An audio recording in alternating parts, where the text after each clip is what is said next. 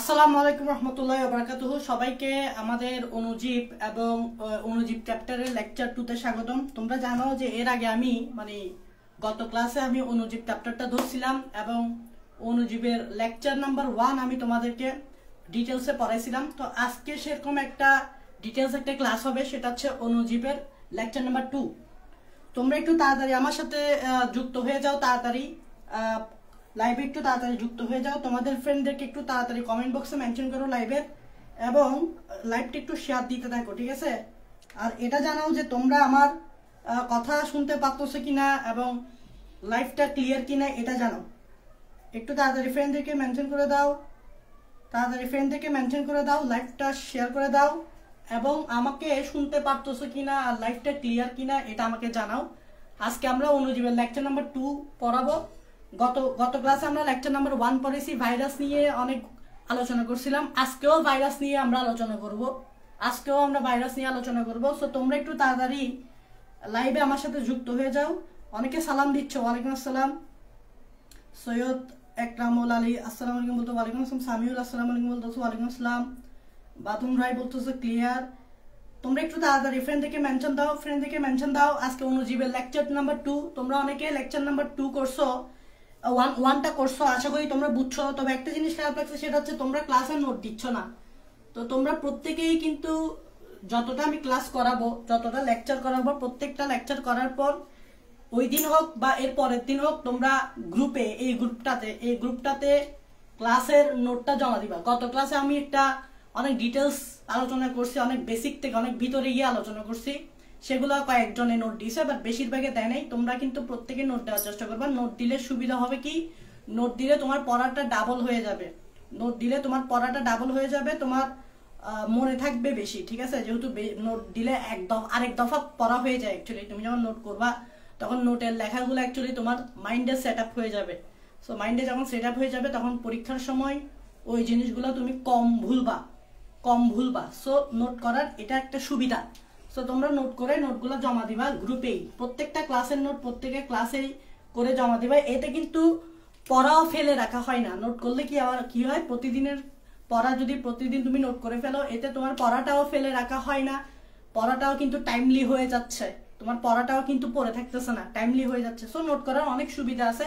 তোমরা অনেকে মনে করো এটা বাড়তি কষ্ট, বা অনেকে মনে করো এটা অনেক অহেতুক মনে করো, বাট না, এটা আসলে অ্যাডভান্টেজ আছে, ঠিক আছে? অ্যাডভান্টেজ আছে। সো অ্যাডভান্টেজগুলো তোমরা অবশ্যই নিবা। যে কোনো জিনিস তোমরা পড়বা, বাসায় নোট করার চেষ্টা করবা, আলাদা খাতা রাখার চেষ্টা করবা, আলাদা খাতা রাখবা, আলাদা নোট রাখবা, এটাই হচ্ছে মেইন। আচ্ছা, তো অনেকে একটু তাড়াতাড়ি মেনশন করে দাও ফ্রেন্ডকে। তোমরা আমার কথা তো শুনতে পাচ্ছ, একজনে বলছো শুনতে পারতেছো, তাও আবার বলো একটু শুনতে পারতেছো কিনা, ক্লাস আমার লাইফটা ক্লিয়ার কিনা একটু আমাকে জানাও।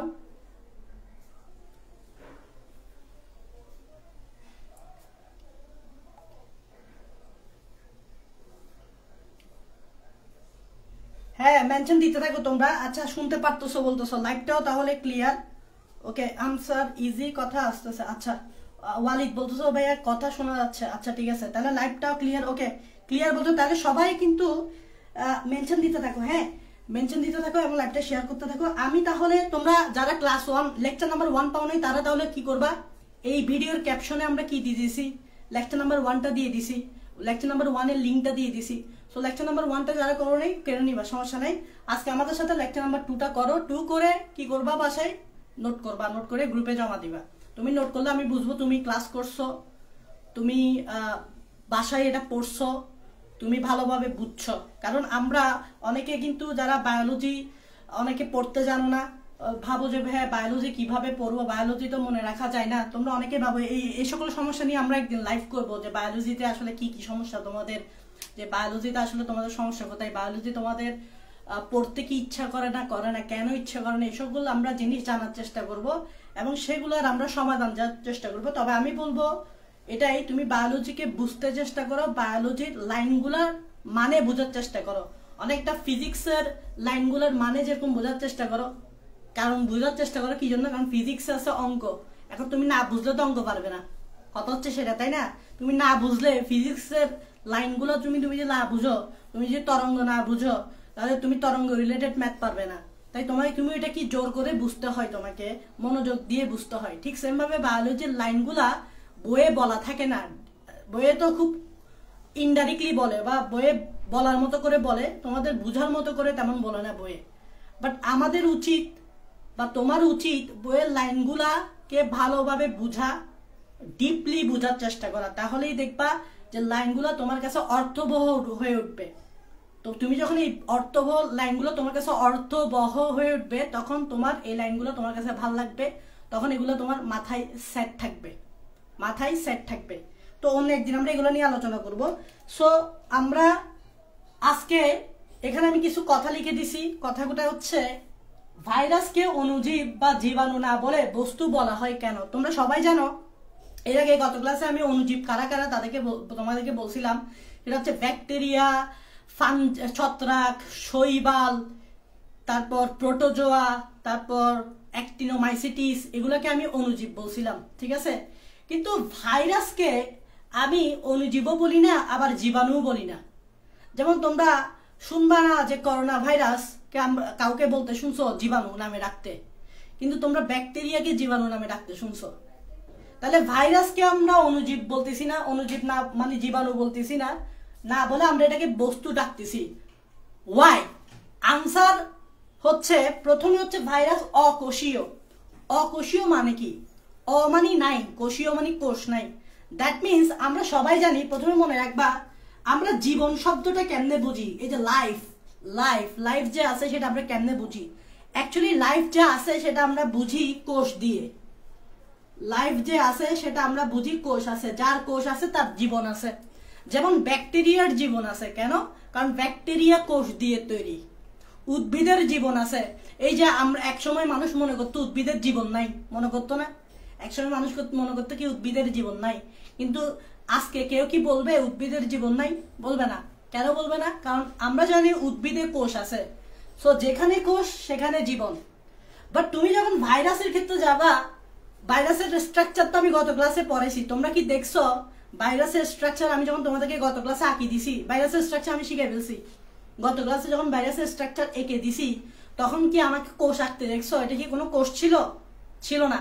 কারণ কোষ থাকলে কোষে নিউক্লিয়াস দিতে হবে, কোষে মাইটোকন্ড্রিয়া দিতে হবে, রাইবোজোম দিতে হবে, প্লাস্টিড দিতে হবে, গোলগি বডি দিতে হবে, এই সেই কোষে যা যা থাকে সেগুলো দিতে হবে। আমি ভাইরাসের স্ট্রাকচার এগুলো কিছু দিছি? দি নাই। তাহলে ভাইরাস তো কোনো কোষই না। আর কোষ না থাকলে কি নাই? জীবন নাই। আর জীবন না থাকলে সেটা কি না? জীব না। সেটা কি না? জীব না।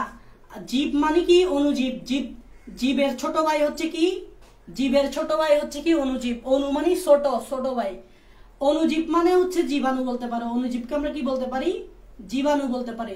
দ্যাট মিনস ভাইরাসকে আমরা অণুজীব বা জীবাণু বলতে পারবো না, বিকজ ভাইরাসের কোষ নাই। কোষ নাই মানে কি নাই? জীবন নাই। জীবন নাই মানে কি? সে জীব না। জীব না মানে সে অণুজীব না। অণুজীব না মানে সে জীবাণু না। জীবাণু মানে কি জানো তো? জীবাণু মানে হচ্ছে অণুজীব আর জীব একই কথা। দেখবা অণুজীব আর জীবাণু একই কথা। দেখো জীবাণু হচ্ছে জীব প্লাস অণু।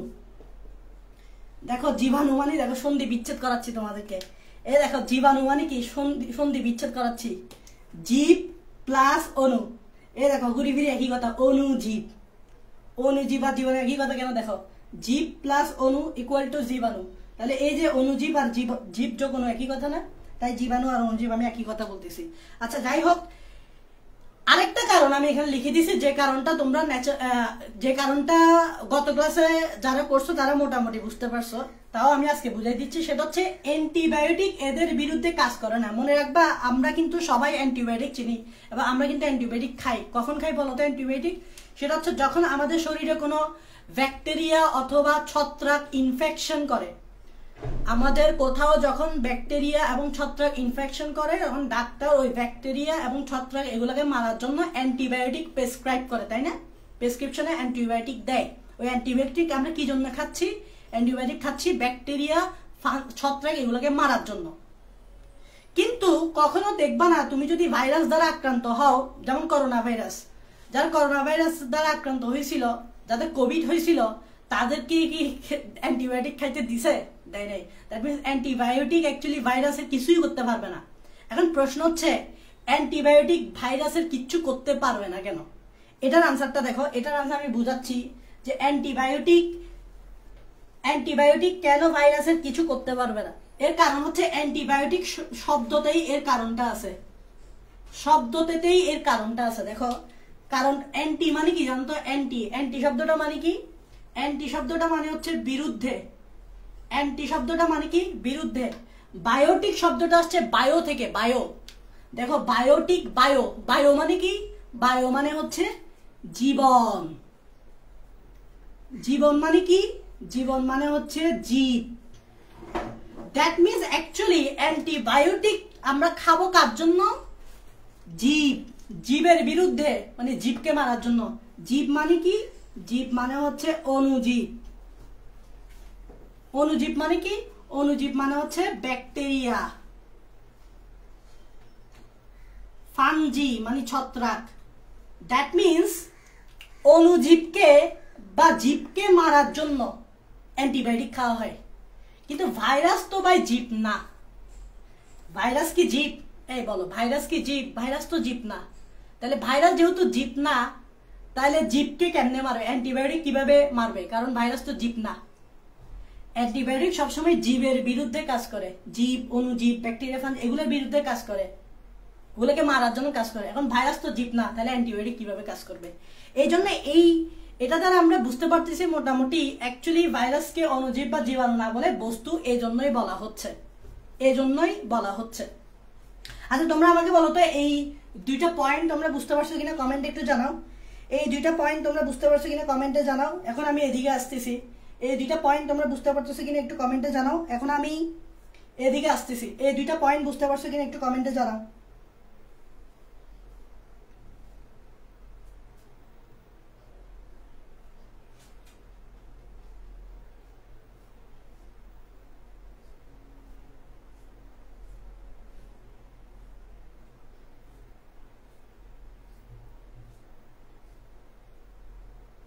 এই দুইটা পয়েন্ট তোমরা বুঝতে পারছো কিনা কমেন্টে জানাও।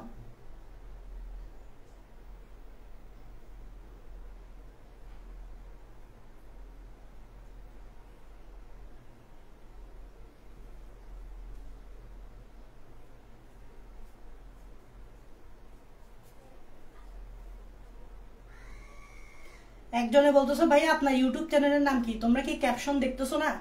ক্যাপশনে তো আমি ইউটিউব চ্যানেলের লিঙ্ক দিয়ে দিছি, ওখান থেকে দেখে নাও। তোমরা আমাকে একটু জানাও, এই দুইটা তোমাদের কমেন্ট আমি দেখতেছি না, তোমরা কি কমেন্ট করতেছো? এই দুইটা পয়েন্ট বুঝতে পারছো কিনা জানাও।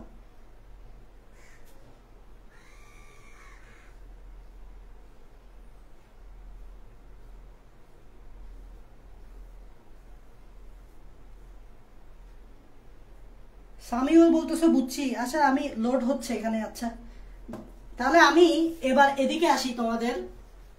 দেখো, ভাইরাস ঠিক আছে, অণুজীব না বা জীবাণু না, কিন্তু ভাইরাসের এমন কিছু বৈশিষ্ট্য আছে যেটার কারণে তাকে অনেকে আবার জীবও বলতে পারে।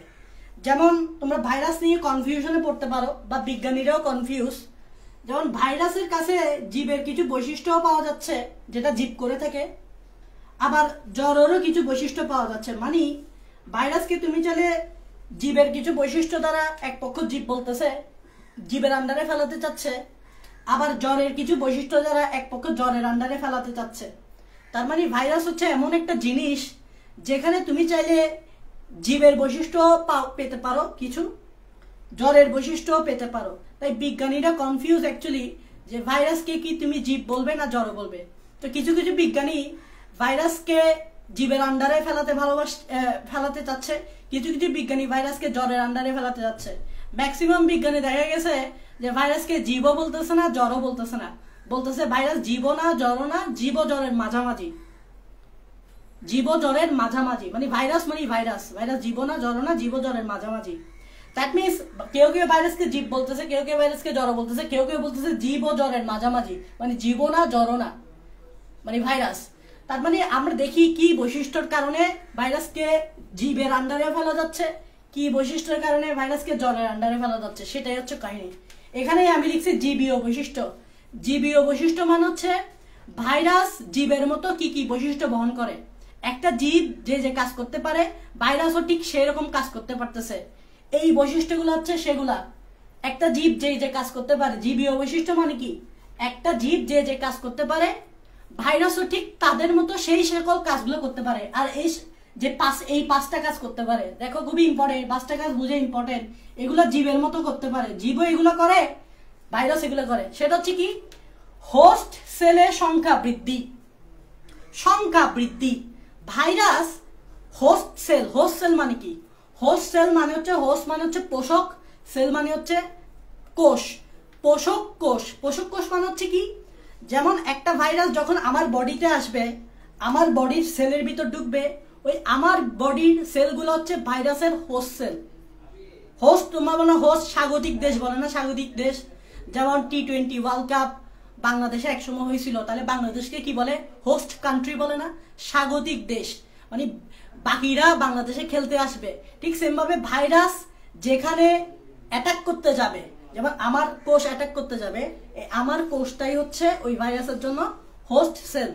তো ভাইরাস হোস্ট সেল ছাড়া সংখ্যা বৃদ্ধি করতে পারে না।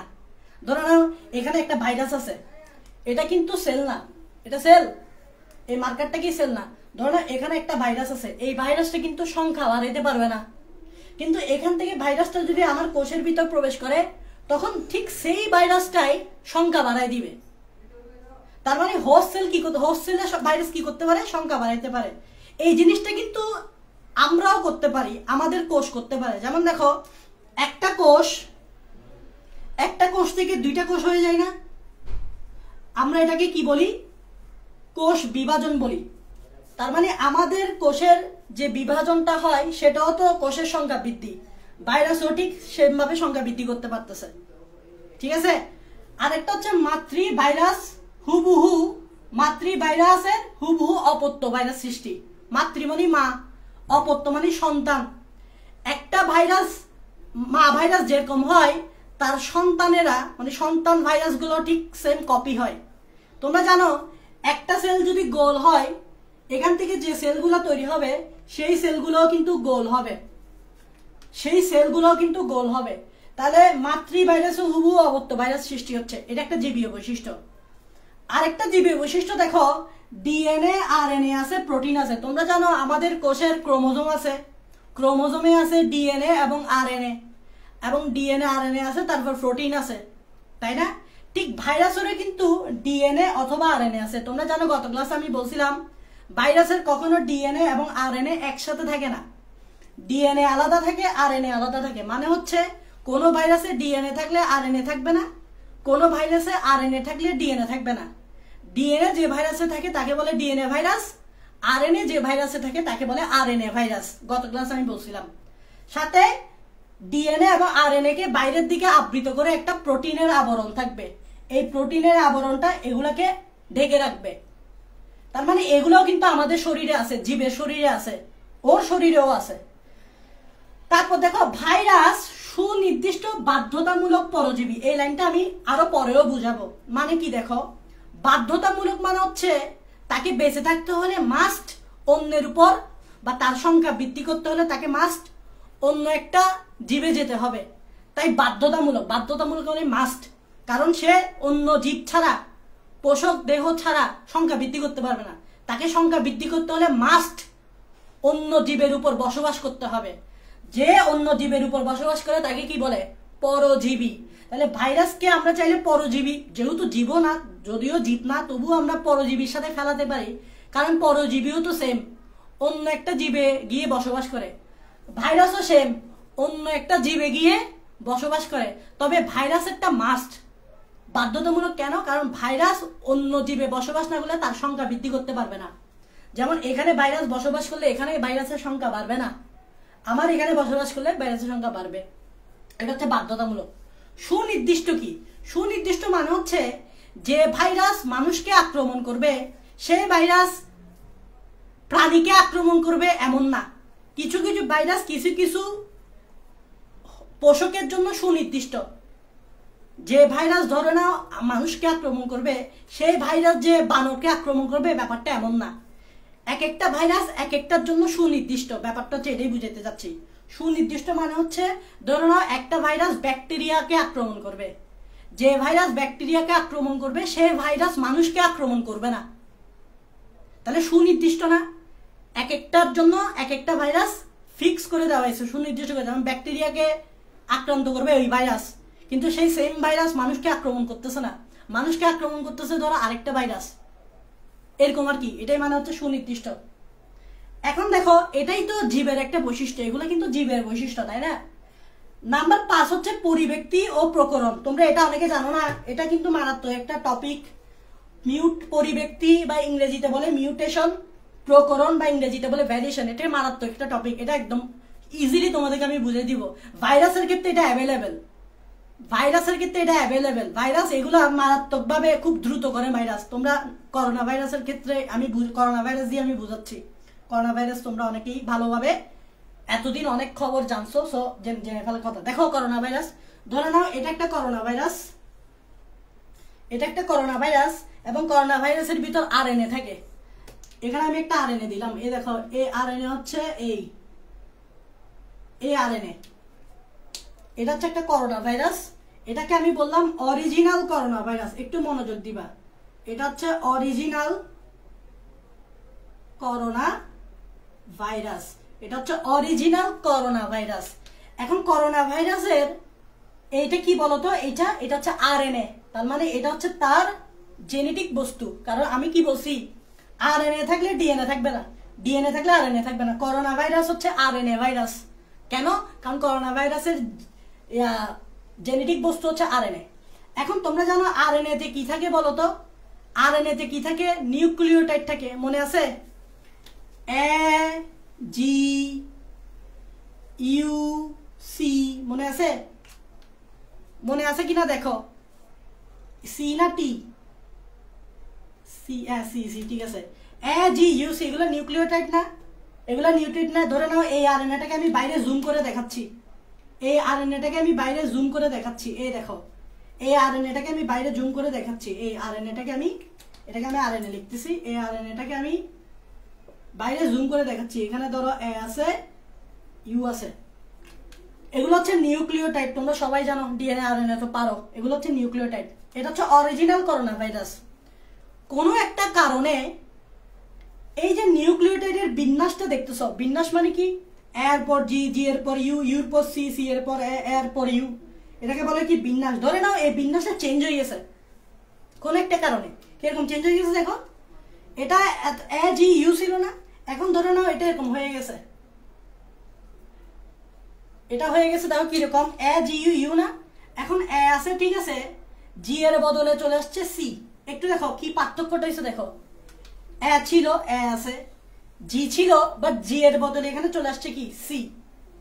তারপর ইউ ছিল, ইউর বদলে চলে আসছে জি, বাকিগুলো ঠিক আছে, সি এ ইউ, বাকিগুলো ঠিক আছে। তাহলে আমরা চেঞ্জ করছি এই দুই জায়গায়, এই জায়গায় চেঞ্জ করছি, এই জায়গায় চেঞ্জ করছি। দেখো, এটার ক্ষেত্রে নিউক্লিওটাইড গুলো ছিল জি ইউ, বাট এখানে হয়ে গেছে সিজি, তাহলে চেঞ্জ হয়ে গেছে না? এই ডিএনএ নিউক্লিওটাইড চেঞ্জ হওয়াকে বলা হয় মিউটেশন। তাহলে আশা করি মিউটেশন বুঝতে পারছো।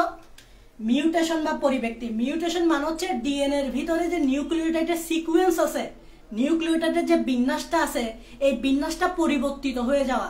যেমন দেখো, এখানে জি ইউ ছিল, বাট এখানে হয়ে গেছে সিজি, জি এর বদলে সি চলে আসছে, ইউর বদলে জি চলে আসছে, তাহলে বিন্যাসটা পরিবর্তন হয়ে গেছে না? এই ডিএনএ এর পরিবর্তনটাকেই বলা হয় মিউটেশন। এটা ভাইরাসের ক্ষেত্রে একদম অ্যাভেলেবেল, খুব ফাস্টলি হয় ভাইরাসের ক্ষেত্রে, একদম অ্যাভেলেবেল। মানে একবার ভাইরাস খুব দ্রুত মিউটেশন ঘটায়। তাহলে এতক্ষণ এটা ছিল অরিজিনাল ভাইরাস, এখন ডিএনএটা যখন চেঞ্জ হয়ে গেছে, এই ভাইরাসটাও চেঞ্জ হয়ে যাবে। কারণ এই ভাইরাসের ভিতরে এই ডিএনএটা এখন এরকম না, এখন এরকম হয়ে গেছে। এই করোনা ভাইরাসটা অরিজিনাল ছিল, এখন অরিজিনাল না, এখন এটার আরেকটা ভাই তৈরি হয়েছে, কি বলবো, ডুপ্লিকেট ভাই তৈরি হয়েছে, বা এটা একটা ভাই তৈরি হয়েছে। এটাকে আমরা বলবো, এগুলোকে বলে ভ্যারিয়েন্ট। তোমরা নাম শুনছো, এগুলোকে বলে প্রকরণ। এটাকে আমি নাম দিচ্ছি, দেখো, এটার নাম হচ্ছে alpha, alpha corona, alpha corona virus. তোমরা নাম শুনছো না? Alpha variant, beta variant, delta variant. এই variant, variant, variation, variation, variant, variant, variation, প্রকরণ, ভেরিয়েন্ট, ভেরিয়েশন, প্রকরণ। তার মানে প্রকরণ অ্যাকচুয়ালি কিসের কারণে হয়েছে? এই মিউটেশনটার কারণে হয়েছে। মিউটেশনের কারণে অরিজিনাল করোনা ভাইরাস থেকে কি হয়ে গেল? আলফা করোনা ভাইরাস হয়ে গেল। এই অরিজিনাল করোনা ভাইরাস আর আলফা করোনা ভাইরাসকে একে অপরের প্রকরণ বলে। কি বলে? প্রকরণ। তাহলে এই আলফা করোনা ভাইরাসটা কি? একটা নিউ ভেরিয়েন্ট, নিউ প্রকরণ। নিউ ভেরিয়েন্ট, নিউ প্রকরণ। এরকম আরো চেঞ্জ হলে বিটা আসবে, আরো চেঞ্জ হলে গামা আসছে, আরো চেঞ্জ হয়ে লাস্টে কি আসছে? ডেল্টা আসছে না? ডেল্টা ভেরিয়েন্ট নাম শুনছো না? তাহলে অরিজিনাল থেকে আলফা, আলফা থেকে বিটা, বিটা থেকে গামা, গামা থেকে ডেল্টা, এগুলোকে বলা হয় প্রকরণ। আর এই প্রকরণটা অ্যাকচুয়ালি কার কারণে হয়েছে? মিউটেশনের কারণে হয়েছে। তোমাদেরকে এই যে তোমরা করোনা ভাইরাসের সময় এই জিনিসগুলোই তোমরা শুনছো না, এই জিনিসগুলো আমি এখন বুঝাই দিলাম মিউটেশন আর প্রকরণের মাধ্যমে। তাহলে প্রকরণ কি? প্রকরণ হচ্ছে প্রজাতি ভিতরের পরিবর্তন, প্রজাতির ভিতরের মধ্যে পরিবর্তন, প্রজাতির মধ্যে চেঞ্জ হওয়াটাকে বলে প্রকরণ। যেমন আমরা মানুষ একটা প্রজাতি, আমরা মানুষের মধ্যে ধরে নাও আমাদের ডিএনএ এক একজনের সাথে আমাদের ডিএনএ ধরে নাও চেঞ্জ হয়ে গেছে, এবং আমার ডিএনএ চেঞ্জ হয়ে ধরে নাও আমাদের মানুষের একটা প্রকরণ তৈরি হয়ে গেছে। তাহলে একই প্রজাতির মধ্যে কিছু নতুন নতুন তোমার একটু পার্থক্য বিশিষ্ট, জিনোমের মধ্যে পার্থক্য থাকে, এরকম বিশিষ্ট ভেরিয়েন্টের সৃষ্টি হয়, প্রকরণের সৃষ্টি হয়। তাহলে প্রকরণ মানে হচ্ছে মিউটেশনের কারণে নতুন এক ধরনের কি তৈরি হয়? জীবাণু তৈরি হচ্ছে বা ভাইরাস তৈরি হচ্ছে। বাট দোনোটা সেমই বলতে গেলে, জাস্ট পার্থক্য হচ্ছে এতটুকু। দোনোটা কিন্তু প্রায় সেম, পার্থক্য হচ্ছে এই জায়গায়। এই পার্থক্যকে বলা হয় মিউটেশন, আর এই দুইটাকে একে অপরের বলা হয় প্রকরণ। এখন তোমরা একটু আমাকে কমেন্টে জানাও তোমরা প্রকরণ বুঝছো কিনা, তোমরা প্রকরণ বুঝছো কিনা, মিউটেশন বুঝছো কিনা, একটু কমেন্টে জানাও। তোমরা প্রকরণ আর মিউটেশন বুঝছো কিনা কমেন্টে জানাও। তোমরা প্রকরণ আর মিউটেশন বুঝছো কিনা কমেন্টে জানাও। আমি এটা দিয়ে বুঝেছি, অরিজিনাল করোনা ভাইরাস হয়ে গেছে alpha variant, alpha corona virus.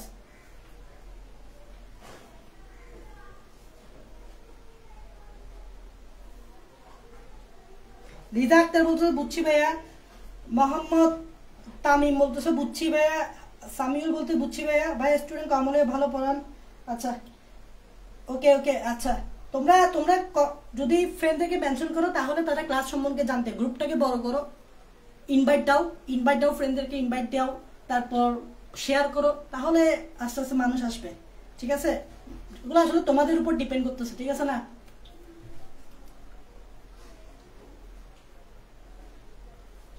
Zaima বিনতি লাভ রিয়েক্ট দিছ, মানে বুঝছো মনে হয়। আচ্ছা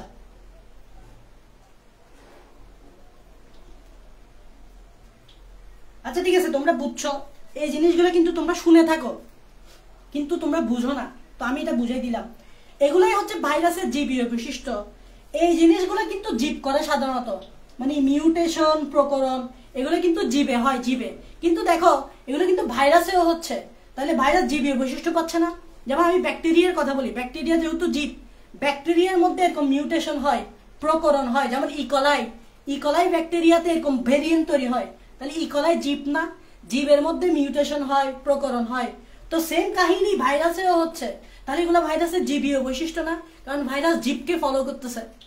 জীবীয় বৈশিষ্ট্য মানে কি? ভাইরাস জীবকে ফলো করতেছে, ভাইরাস জীবের এই বৈশিষ্ট্যগুলোকে ফলো করতেছে, এটাই মানে জীবীয় বৈশিষ্ট্য। ঠিক সেম ভাবে ভাইরাস জ্বরকেও ফলো করে। কাকে? জ্বরকেও ফলো করে। তাই ভাইরাসের জ্বর বৈশিষ্ট্য আছে।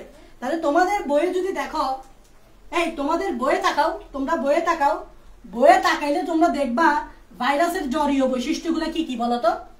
জ্বর, ভাইরাসের জ্বর, জ্বর জ্বর জ্বর রাসায়নিক বৈশিষ্ট্য, ভাইরাসের জ্বর রাসায়নিক বৈশিষ্ট্য মানে হচ্ছে ভাইরাস কাকে ফলো করে? কাকে ফলো করে? জ্বরকেও ফলো করে। কিভাবে দেখো, তোমাদের বইয়ে লেখা আছে ভাইরাস পোষক দেহ ছাড়া সংখ্যা বৃদ্ধি করতে পারে না। যেমন একটা ভাইরাস যদি আমার এই শরীরে ঢুকে, ধরো না একটা ভাইরাস আমার শরীরে ঢুকছে, করোনা ভাইরাসের কথাই বলি, করোনা ভাইরাস আমার শরীরে ঢুকছে, ও খুব দ্রুত সংখ্যা বৃদ্ধি করে ফেলবে, আমার পুরো শরীরে ছড়াই পড়বে।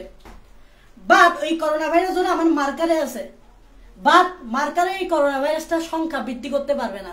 তার মানে ভাইরাস পোষক দেহ ছাড়া সংখ্যা বৃদ্ধি করতে পারে না। এটা জ্বরের মতো না, যেমন আমার মার্কারটা সংখ্যা বৃদ্ধি করতে পারবে, এই মার্কারটা নিজে নিজে সংখ্যা বৃদ্ধি করতে পারবে? পারবে না। আনসার কেন কেন পারবে না? কারণ হচ্ছে জ্বর। এ হচ্ছে কি জ্বর, জ্বরও কখনো সংখ্যা বৃদ্ধি করতে পারে না। ভাইরাসও ঠিক সেম, ভাইরাস যখন জীবের বাইরে চলে যায়, পোষক দেহের বাইরে চলে যায়, সেও সংখ্যা বৃদ্ধি করতে পারে না। তাহলে এটা একটা জ্বর বৈশিষ্ট্য। 2 নাম্বার হচ্ছে তারা অকোষীয়। এর আগেই তো আমি বলছি। 2 নাম্বার কি? তারা অকোষীয়, মানে তাদের কোষ নাই। তাদের কোষ নাই মানে কি? তাদের জীবন নাই। তাদের জীবন নাই মানে কি? তারা জীব না। তারা জীব না মানে কি? তারা জ্বর।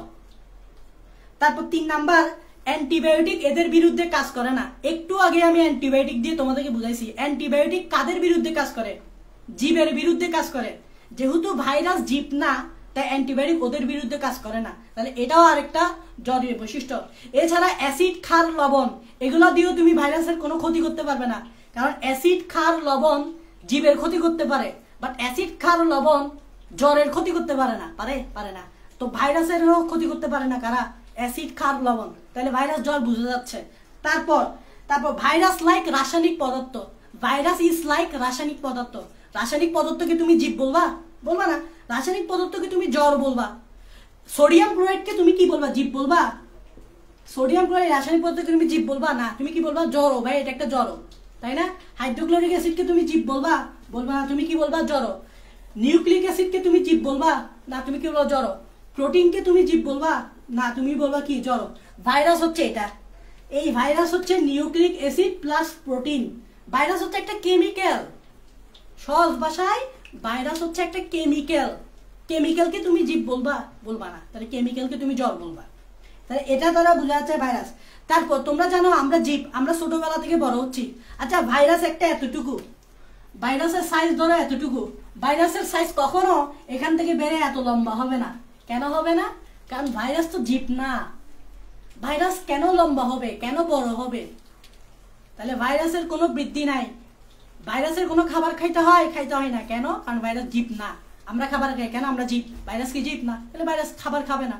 তাহলে ভাইরাসে খাবারও খাইতে হয় না। তারপর আমরা পরিবেশের উদ্দীপনায় সারা দিই। ধরো পরিবেশ থেকে কেউ একদম চিৎকার মারছে, আমি হুম করে চমকে উঠবো। ভাইরাস কি এরকম চিৎকার মারলে চমকে উঠবে? চমকে উঠবে না। তাহলে আমাকে কেউ খাইতে দিলে আমি খাবো। ভাইরাসকে খাইতে দিলে ভাইরাস খাবে না। তাই পরিবেশের উদ্দীপনা ভাইরাস সারা দিচ্ছে না। এগুলো তো জ্বর বৈশিষ্ট্য, জ্বর রাসায়নিক বৈশিষ্ট্য। তারপর আরেকটা জিনিস তোমরা দেখবা যে সকল রাসায়নিক পদার্থের কি হয়? ব্যাপন হয়। একটা জিনিস খেয়াল করো, রাসায়নিক পদার্থের ব্যাপন হয়। তোমরা সবাই ব্যাপন জানো, কেমিস্ট্রিতে পড়ছো। রাসায়নিক পদার্থের ব্যাপন হয়। কেমিস্ট্রিতে পড়ছো রাসায়নিক পদার্থের ক্যালাসন হয়। তোমরা কেমিস্ট্রির গুণগত রসায়নে পড়ো নাই? ক্যালাসন প্রক্রিয়া, ক্রিস্টালাইজেশন প্রসেস, তোমরা পড়ছো।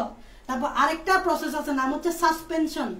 সাসপেনশন মানে হচ্ছে তোমার লিকুইড দিয়ে ভাইরাসকে মিক্স করা। একটা লিকুইডে ভাইরাসকে মিক্স করা, এটাকে বলা হয় সাসপেনশন। পানির সাথে মিশাইয়া বা তরল পদার্থের সাথে ভাইরাসকে মিশাই সাসপেনশন তৈরি করে। সাসপেনশন করা বলে এটা। তারপর হচ্ছে সেন্ট্রিফিউগাল যন্ত্র। তোমরা নাম শুনছো না? সেন্ট্রিফিউগাল যন্ত্র হচ্ছে এমন একটা যন্ত্র যেটা অনেক স্পিডে ঘুরে। অনেক স্পিডে ঘুরার কারণে উপরের দিকে আলাদা হয়ে যায়, নিচের দিকে আলাদা হয়ে যায়।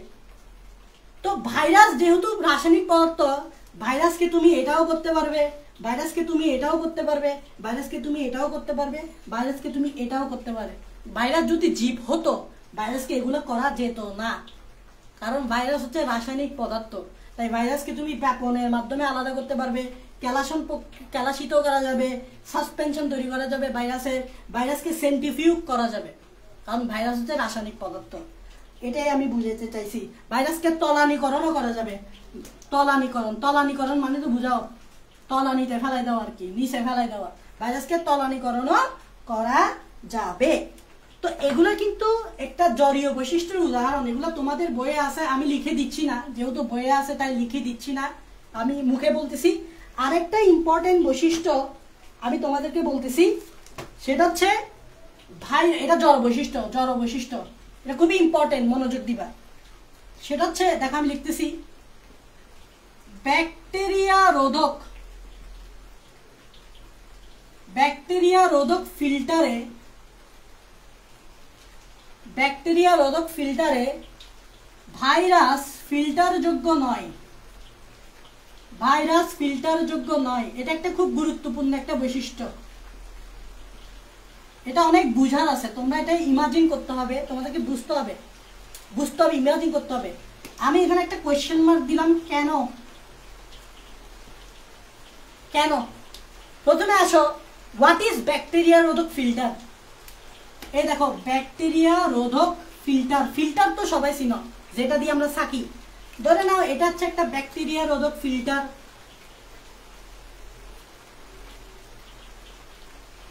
এই ফিল্টার, মজার বিষয় কি জানো, এই ফিল্টারে এরকম ছোট ছোট কিছু ছিদ্র আছে, আমি দেখাচ্ছি। এই ফিল্টারে এরকম ছোট ছোট ছিদ্র আছে, এই ফিল্টারে ছোট ছোট ছিদ্র আছে। এই ছিদ্রগুলা এমন ভাবে করাইছে যাতে ব্যাকটেরিয়া এই ছিদ্র দিয়ে যেতে না পারে। তার মানে এই ছিদ্রগুলা ব্যাকটেরিয়ার থেকেও ছোট। আমি আবার বলতেছি, এগুলা কি? এগুলো হচ্ছে ছিদ্র। এই ছিদ্রগুলোর সাইজ কিরকম মনে রাখবা। এই ছিদ্র আমি লিখে দিচ্ছি, এখানে লিখে দিচ্ছি। ছিদ্রগুলোর সাইজ ব্যাকটেরিয়ার সাইজের চেয়েও ছোট। ব্যাকটেরিয়ার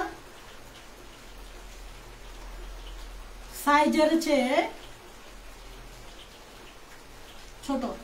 তাহলে খেয়াল করো এই ছিদ্রগুলো কতটা ছোট। একটা ব্যাকটেরিয়া তো খালি চোখে দেখাই যায় না, তাহলে এই ছিদ্রগুলো তুমিও খালি চোখে দেখবা না। এই ছিদ্রগুলো ব্যাকটেরিয়া সাইজের চেয়ে ছোট। তো যখন এদিক দিয়ে আমরা ব্যাকটেরিয়াকে পাস করাবো, এদিক দিয়ে আমি একটা বিকার রাখছি, আর এদিক দিয়ে ধরে নাও আমরা ব্যাকটেরিয়ার সলিউশন পাস করাচ্ছি। এখানে লিখছি ব্যাকটেরিয়ার দ্রবণ। এদিক দিয়ে যখন আমরা ব্যাকটেরিয়ার দ্রবণ পাস করতেছি, তখন ছিদ্রগুলা ব্যাকটেরিয়া সাইজের চেয়ে ছোট হওয়ায় এখানে ব্যাকটেরিয়াগুলো আটকে যাবে। এই দেখো, এখানে ব্যাকটেরিয়াগুলো আটকে যাবে। আচ্ছা ভাই, এখানে ব্যাকটেরিয়াগুলো কেন আটকে যাবে? কারণ এই ছিদ্রগুলোর সাইজ ব্যাকটেরিয়ার সাইজের চেয়ে ছোট। তাহলে কেমনি ব্যাকটেরিয়া এটার ভিতর দিয়ে যাবে? যেতে পারবে না। তাহলে ব্যাকটেরিয়াগুলো এখানে কি আটকে গেল না? তাহলে আমরা ব্যাকটেরিয়াকে কি করে ফেললাম? ব্যাকটেরিয়াকে এখানে আটকে ফেললাম। এই জন্য এই ফিল্টারের নাম কি? ব্যাকটেরিয়াকে কি করে ফেললাম? আটকে ফেললাম। আটকে ফেলা মানে কি? রোধ করা। ব্যাকটেরিয়াকে কি করে ফেললাম? আটকে ফেললাম। আটকে ফেলা মানে কি? রোধ করা। তাই এই ফিল্টারের নাম হচ্ছে ব্যাকটেরিয়া রোধক ফিল্টার।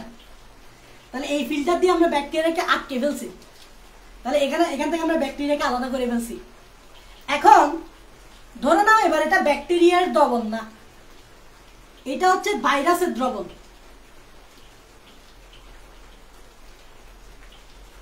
এখন প্রশ্ন হচ্ছে, যেহেতু এটা ভাইরাসের দ্রবণ, আমরা ঠিক এই ফিল্টার দিয়েই পাস করাবো। কোন ফিল্টার? ব্যাকটেরিয়া রোধক ফিল্টার দিয়েই পাস করাবো। তো এর সাইজটা ব্যাকটেরিয়া সাইজের চেয়েও ছোট আমরা জানি। ভাইরাসের দ্রবণ যখন আমরা ঠিক এই ব্যাকটেরিয়া রোধক ফিল্টার দিয়ে পাস করাবো, সুন্দর করে ভাইরাস কি করবে জানো? এই ছিদ্র দিয়ে চলে যাবে। এই দেখো, এই ছিদ্র দিয়ে ভাইরাসটা এই ছিদ্রগুলো দিয়ে চলে যাবে। এই আমি তীর চিহ্ন দিচ্ছি। ভাইরাসগুলা এই ছিদ্র দিয়ে, দেখো এই ছিদ্র দিয়ে চলে যাচ্ছে। এই ছিদ্র দিয়ে চলে গিয়ে ভাইরাস এই বিকারে এসে পড়বে। এই দেখো, এখানে কি পাওয়া যাবে? এখানে পাওয়া যাবে ভাইরাস। দেখো, ব্যাকটেরিয়াকে কিন্তু আমরা পাস করাইতে পারি নাই, কিন্তু ভাইরাস ঠিকই পাস করে গেছে। তাহলে মানে কি বুঝলা?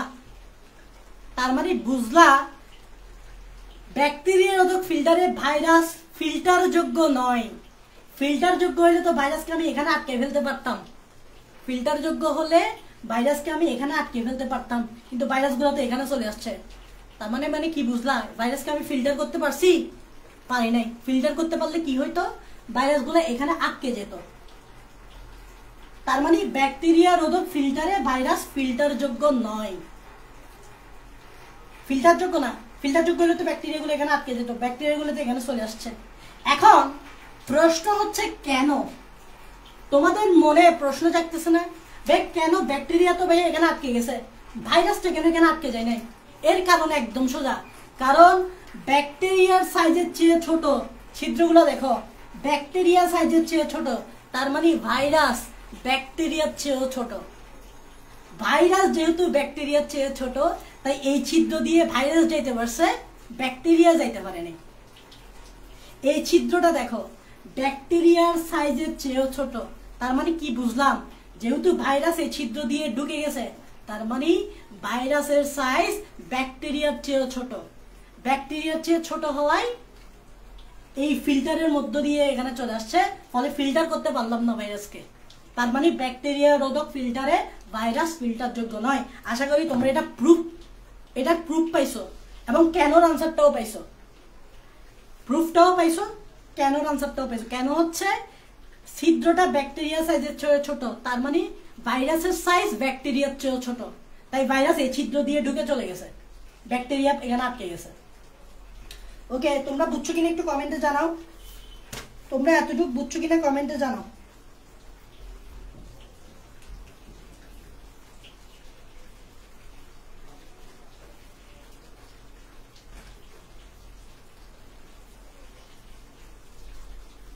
তোমরা এতটুকু বুঝছো কিনা একটু জানাও তো কমেন্টে।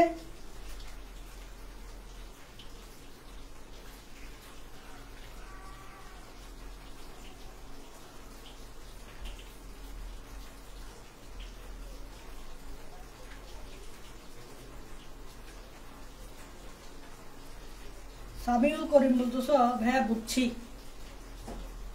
বাকিরা বলো তো বুঝছো কিনা।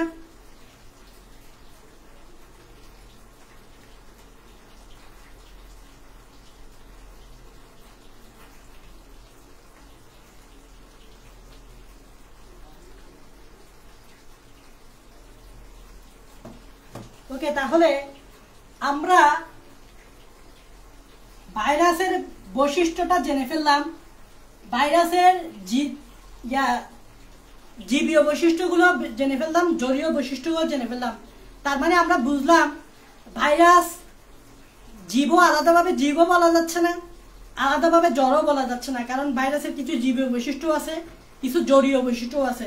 তাই আমরা মোটামুটি বিজ্ঞানীরা বিভিন্ন সময় বলছে, ঠিক আছে ভাইরাসের যেহেতু জীবীয় বৈশিষ্ট্য আছে, জড়ীয় বৈশিষ্ট্য আছে, একজনে বলছে ভাইরাস জীব না, তাহলে ভাইরাস জড় না, ভাইরাস জীব জড়ের মাঝামাঝি, একজন এরকম বলছে, আর এরকম বলছে যে ভাইরাস জীব না জড় না, ভাইরাস জীব জড়ের মাঝামাঝি, এরকম বলছে আর কি, মানে ভাইরাস মানে ভাইরাস। তো দ্যাট মিনস আমরা বুঝতে পারতেছি ভাইরাস হচ্ছে জীব ও জড়ের সেতু বন্ধন। ভাইরাস হচ্ছে জীব ও জড়ের সেতু বন্ধন, মানে জীব না জড় না, জীব এবং জড়ের মাঝামাঝি সেতু, জীব ও জড়ের মাঝামাঝি সেতু বা সেতু বন্ধন। তো এটাই হচ্ছে কাহিনী। এখন আমরা একটু, তোমাদের বইয়ে ভাইরাস আবিষ্কারের ইতিহাস আছে, আমি একটু তোমাদেরকে ভাইরাস আবিষ্কারের ইতিহাসটা বলবো।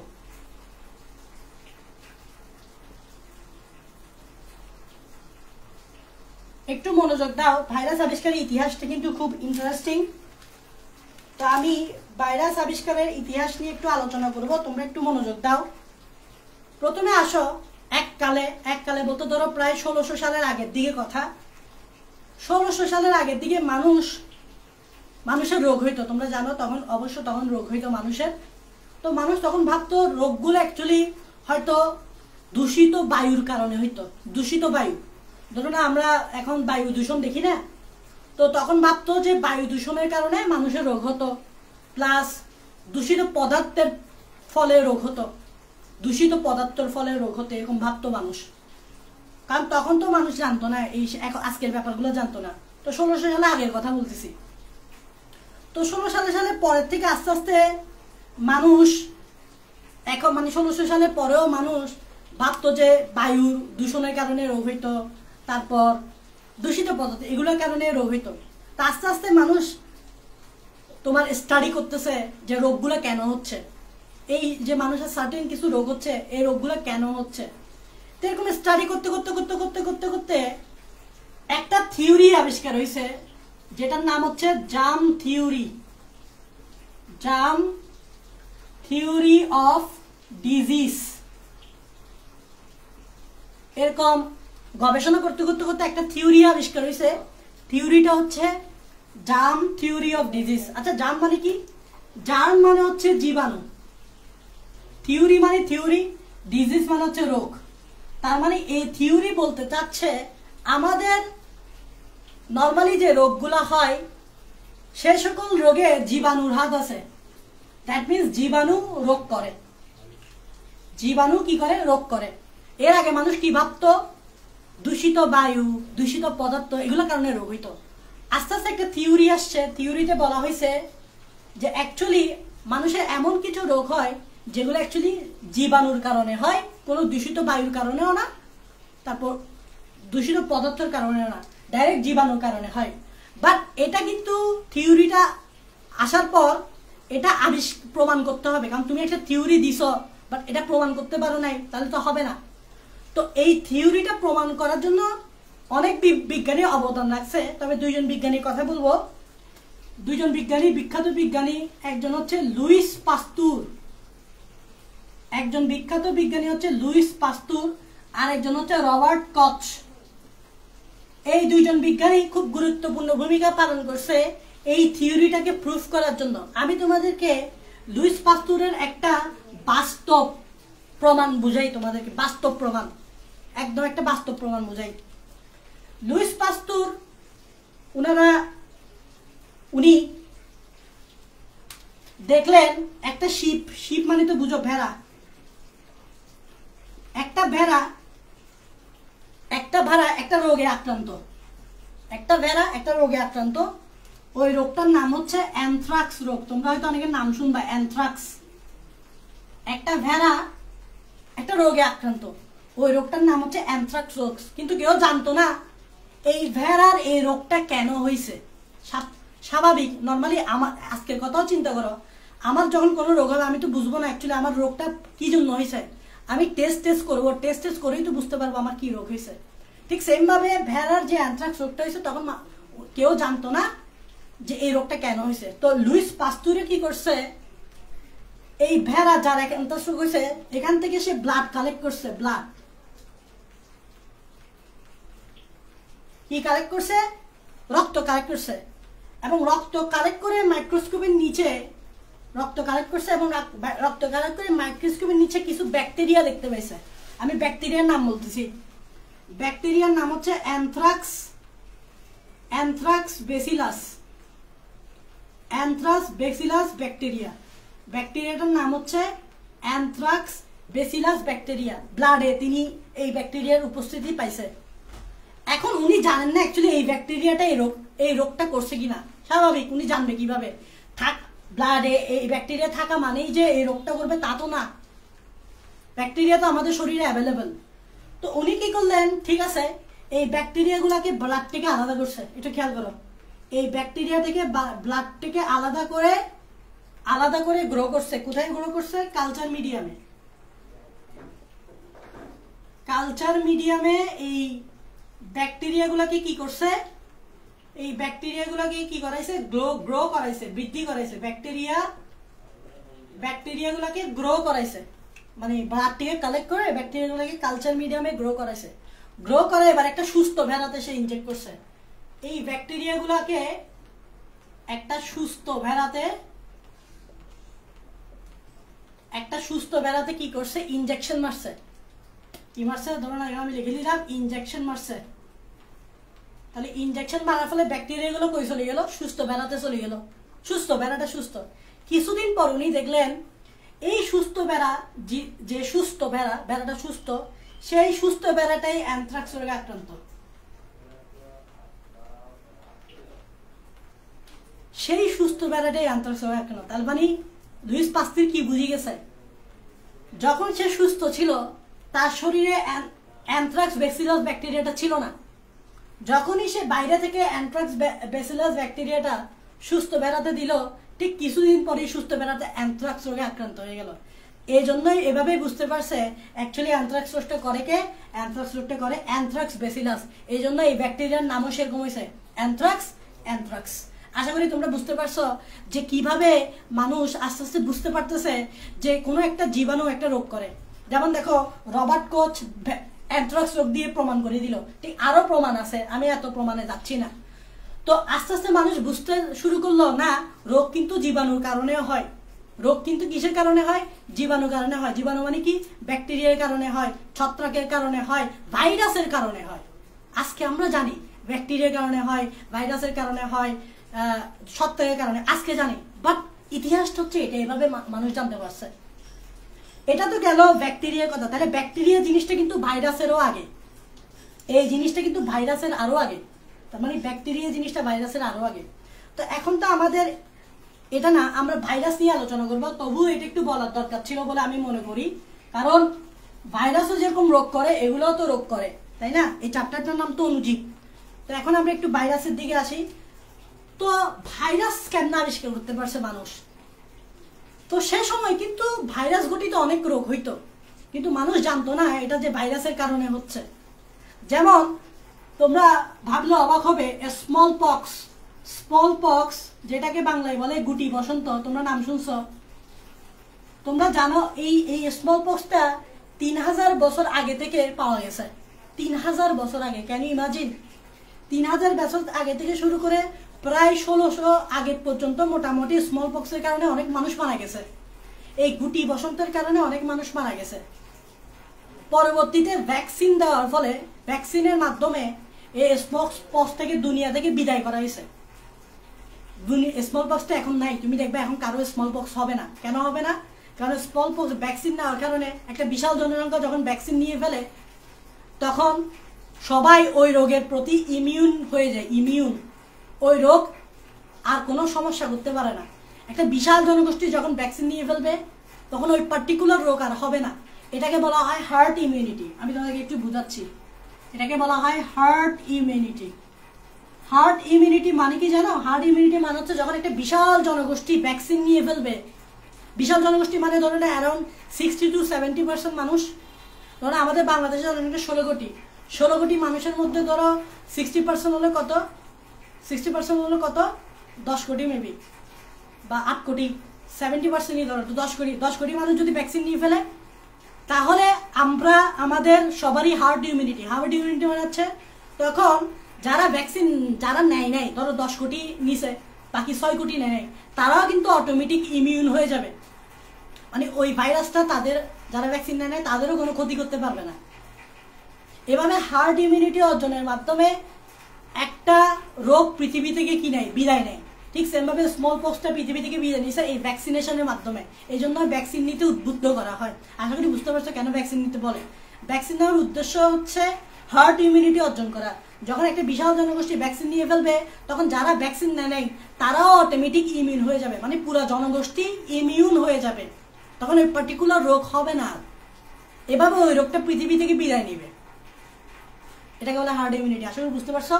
তো স্মল পক্সটা হতো, এটা নর্মালি তখন তো কেউ জানতো না কি কারণে হয়তো, তাও আমি একটু বলতেছি। এটা হয়তো একটা ভাইরাসের কারণে। এই ভাইরাসটার নাম হচ্ছে ভ্যারিওলা ভাইরাস। এই ভাইরাসটার নাম হচ্ছে ভ্যারিওলা ভাইরাস। তারপর তোমরা ওই সময় কিন্তু কাউ পক্স হতো। কাউ পক্সকে বাংলায় বলে গো বসন্ত। এটাও মানুষ জানতো না কোন ভাইরাসের কারণে হতো। তখন মানুষ জানতোই না যে ভাইরাসের কারণে এগুলো হচ্ছে, জানতোই না। তো এটা হয় তোমার, এখন আমরা জানতে পারি এটা হয় তোমার ভ্যাকসিনিয়া ভাইরাসের কারণে। এটা হয় তোমার ভ্যাকসিন। তো তখনকার সময়ের কথা বলতেছি, তখন এই রোগগুলো মানুষ জানতো, বাট এই রোগগুলো কেন হতো, কি কারণে হতো, এগুলো জানতো না। যেমন এই রোগগুলো কেন সারানো হয়েছে? ভ্যাকসিন দিয়ে সারানো হয়েছে। ভ্যাকসিনটা কে দিছে জানো? এগুলার এই ভ্যাকসিনটা দিছে বিখ্যাত ডাক্তার এডওয়ার্ড জেনার। উনাকে ভ্যাকসিনেশনের আবিষ্কারকও বলা হয়। কারণ এডওয়ার্ড জেনার প্রথম ভ্যাকসিন আবিষ্কার করছে এবং আবিষ্কার করে এগুলার জন্য মানুষকে ভ্যাকসিন দিয়েছিল সে সময়। তো এই এডওয়ার্ড জেনার সাহেব এই রোগগুলোর কথা জানতেন, কিন্তু এটা জানতেন না এই রোগগুলো কেন হয়েছে। দেখো, রোগের চিকিৎসা করা এক জিনিস, বাট রোগটা কেন হয়েছে এটা জানা আরেক জিনিস। বাট উনি সামহাও এটার ইতিহাসটা আমি অন্যদিন বলবো, যে উনি কিভাবে জানতে পারছে ভ্যাকসিন দিতে হবে না, বা ভ্যাকসিন টার্মটা কিভাবে আসছে, সেটা অ্যাকচুয়ালি উনার মাধ্যমে আসছে। তো উনি এই রোগগুলোর কথা জানতেন, বাট এটা জানতেন না এই রোগগুলো কি কারণে হয়েছে, তার মানে উনি ভাইরাসের কথা জানতেন না। তখন ভাইরাসের কথা মানুষ জানতো না, অথচ মানুষ ভ্যাকসিন দিয়ে দিচ্ছে। দেখো চিন্তা করো, তখন মানুষ ভ্যাকসিন দিচ্ছে কিন্তু ভাইরাসের নাম জানতো না। আচ্ছা তাহলে জানছে কিভাবে ভাইরাসের নাম? ভাইরাসের নাম জানছে কিভাবে? এখন আসো ভাইরাস সম্বন্ধে মানুষ জানতে পারছে কিভাবে, সেটা হচ্ছে সম্ভবত আমেরিকা নাকি কানাডাতে একটা বিশাল বাগান আছে, যেটা হচ্ছে তামাক তামাক গাছের বাগান। তো ওখান থেকে প্রচুর বৈদেশিক মুদ্রা তাদের আয় হতো। তো এক সময় ওই তামাক গাছে তামাক পাতাতে কিছু সাদা সাদা ছোপ ছোপ বা কিছু কালো কালো ছোপ ছোপ দাগ দেখা গেছে, এবং এটার কারণে তামাক গাছ মরে যাচ্ছে, অনেকগুলা ব্যবসা লস হয়ে যাচ্ছে। তো এই কারণে তারা ওই ইন্ডাস্ট্রিরা বিভিন্ন দেশ থেকে বিভিন্ন বিজ্ঞানীকে নিযুক্ত করছে যে এটার কারণটা কি। এই যে তামাক গাছের এই যে পাতাগুলা যে ঝরে ঝরে পড়ে যাচ্ছে, এই যে কালো কালো ছোপ হয়ে যাচ্ছে তামাক গাছের পাতায়, কারণটা কি?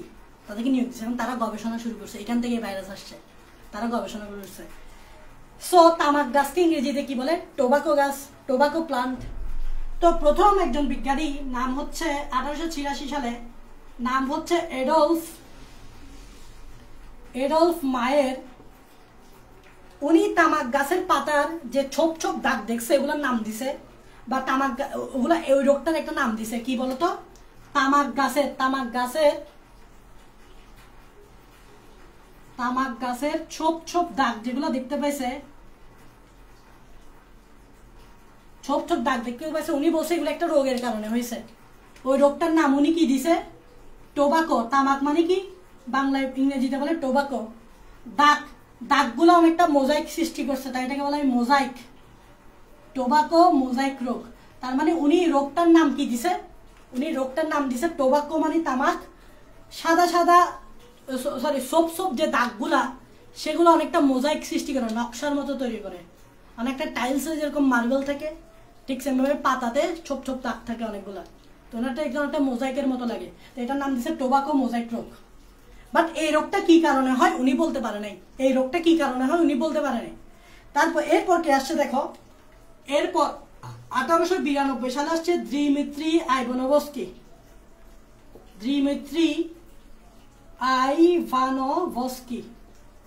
উনি আসছে, উনি কি করছে? ওই রোবাগন্ত তামার পাতা রস বানাইছে। আচ্ছা আমি তো মুখে বলতেছি, তোমরা বই থেকে পড়ে নিও, আমি লিখতেছি না, সময় যাবে গা। উনি কি করছে? একটা রোগাগন্ত তামাক পাতা নিছে, কতগুলো রোগাগন্ত তামাক পাতা নিছে যেগুলো দাগ আছে, সেগুলো রস বানাইছে। সেগুলো কি বানাইছে? রস বানাই। মনে আছে দেখো আমি বলছিলাম ব্যাকটেরিয়া রোধক ফিল্টার, এই যে মনে করো দেখো ছিদ্র ছিল, মনে করে দেখো এই যে ছিদ্র, ব্যাকটেরিয়া রোধক ফিল্টারে এই তামাক রসটা এভাবে পাস করাইছে। এদিকে ধরো বিকার, তামাক পাতার রসটা এই ব্যাকটেরিয়া রোধক ফিল্টারের মধ্য দিয়ে পাস করাইছে। উনি জানতে চাইছে এখানে এটা অ্যাকচুয়ালি কোনো ব্যাকটেরিয়ার কারণে হয়েছে কিনা, ব্যাকটেরিয়া রোধক ফিল্টারের মধ্য দিয়ে পাস করায় উনি অ্যাকচুয়ালি জানতে চাইছে এটা কোনো ব্যাকটেরিয়ার কারণে হয়েছে কিনা। কারণ স্বাভাবিক, তুমি যখন কোনো একটা ইনফেকশন দেখবে তুমি বলবে এটা হয়তো ব্যাকটেরিয়ার কারণে হয়েছে। তো ঠিক সেম ভাবে উনি জানতে চাচ্ছিল যে এটা কোনো ব্যাকটেরিয়ার কারণে হয়েছে কিনা, তাই উনি তামাক পাতার রসটা এই ব্যাকটেরিয়া রোধক ফিল্টারের মধ্য দিয়ে পাস করেছে। তো এটা যদি ব্যাকটেরিয়া থাকে তাহলে ব্যাকটেরিয়াগুলো এখানে আটকে যাবে, মনে রাখবা। এই দেখো যদি ব্যাকটেরিয়া থাকে, আমি একটু আগে এটা বুঝাইছিলাম, ব্যাকটেরিয়াগুলো এখানে আটকে যাবে, তাই না? কারণ এটা হচ্ছে ব্যাকটেরিয়া রোধক ফিল্টার। তো ব্যাকটেরিয়া যদি থাকে তাহলে ব্যাকটেরিয়াগুলো এখানে আটকে যাবে। তার মানে এখানে যে তামাক পাতার রস থাকবে এটা হচ্ছে ফ্রেশ তামাক পাতার রস, এটা হচ্ছে ফ্রেশ তামাক পাতার রস। যেহেতু ব্যাকটেরিয়াগুলো এখানে আটকে যাবে, তাহলে এখানে যে জিনিসটা থাকবে সেটা কিন্তু ফ্রেশ তামাক পাতার রস। এটা কিন্তু সুস্থ তামাক পাতাকে কিচ্ছু করতে পারবে না। এটাই হচ্ছে আইভানোভির চাল, এই চালটা উনি খেলছে। এবার উনি এই তামাক পাতার রসকে একটা সুস্থ তামাক গাছে, একটা সুস্থ গাছে কি করছে? একটা সুস্থ গাছে ইনজেক্ট করছে। ইনজেক্ট করার কিছুদিন পর দেখতে চাইছে এটা কি সুস্থ থাকে কিনা, বা দুর্ভাগ্যবশত এটাও আক্রান্ত হয়ে গেছে। তার মানে কি বুঝলা? আইভানোভস্কির এই পরীক্ষাটার মাধ্যমে তুমি কি বুঝলা? যদি তামাক পাতার রসে বা তামাক পাতায় ব্যাকটেরিয়া থাকতো তাহলে ব্যাকটেরিয়া তো এখানে আটকে যেত, আর এখানে যে জিনিসটা থাকতো সেটা হচ্ছে ফ্রেশ তামাক পাতার রস। ফ্রেশ তামাক পাতার রস সুস্থ গাছে দিলে সুস্থ গাছে তো কিছু হওয়ার কথা না। দ্যাট মিনস অ্যাকচুয়ালি এখানে ব্যাকটেরিয়া কিছু নাই, অন্য কিছু আছে, ব্যাকটেরিয়া না। তার মানে এখানে এমন কিছু আছে, এই ফ্রেশ তামাক পাতার রসটা অ্যাকচুয়ালি ফ্রেশ মনে হচ্ছে, বাট এখানে অ্যাকচুয়ালি ওই ভাইরাসটাই ছিল। আমি এখানে জাস্ট ভাইরাস বলতেছি, ওই ভাইরাসটা ছিল। তো যদিও এখনো নাম জানে না, এটার নাম ভাইরাস বা কিছু সামথিং কিছু জানে না, জাস্ট এতটুকুই বলছে যে এটা ব্যাকটেরিয়া না। উনি সিউরিটি দিছে, কে? আইভানোভস্কি সিউরিটি দিছে এটা ব্যাকটেরিয়া হতে পারে না। যদি ব্যাকটেরিয়া হতো তাহলে ব্যাকটেরিয়া তো এখানে আটকে যেত, তাহলে এই গাছটা তো আবার আক্রান্ত হওয়ার কথা না। তার মানে এখানে অন্য কিছু আছে। এই অন্য কিছুর নাম উনি বিষ দিছে, বিষ। অন্য কিছুর নাম উনি কি দিছে? বিষ। বিষ মানে কি? বিষ মানে ভাইরাস। তাহলে অন্য কিছুর নাম উনি কি দিছে? বিষ দিছে। বিষ মানে কি? ভাইরাস। উনি জাস্ট নামটা দিছে, বাট স্টিল উনি জানে না এটা কি। নাম দেওয়া এক জিনিস, এটা কি জানাটা আরেক জিনিস। এরপরে আসছে আরেকজন বিজ্ঞানী, মার্টিনেস বেইজারিং। সেটা হচ্ছে 1898 মার্টিনাস বেইজারিং উনি সর্বপ্রথম ভাইরাস আবিষ্কার করছে। উনি সর্বপ্রথম ভাইরাস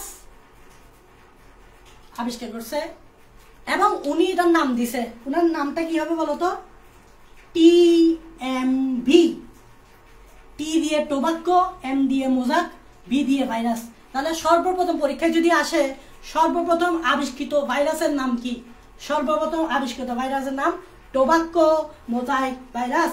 সর্বপ্রথম আবিষ্কৃত ভাইরাসের নাম টোবাক্কো মোজাইক ভাইরাস। সর্বপ্রথম আবিষ্কৃত ভাইরাসের নাম টোবাক্কো মোজাইক ভাইরাস।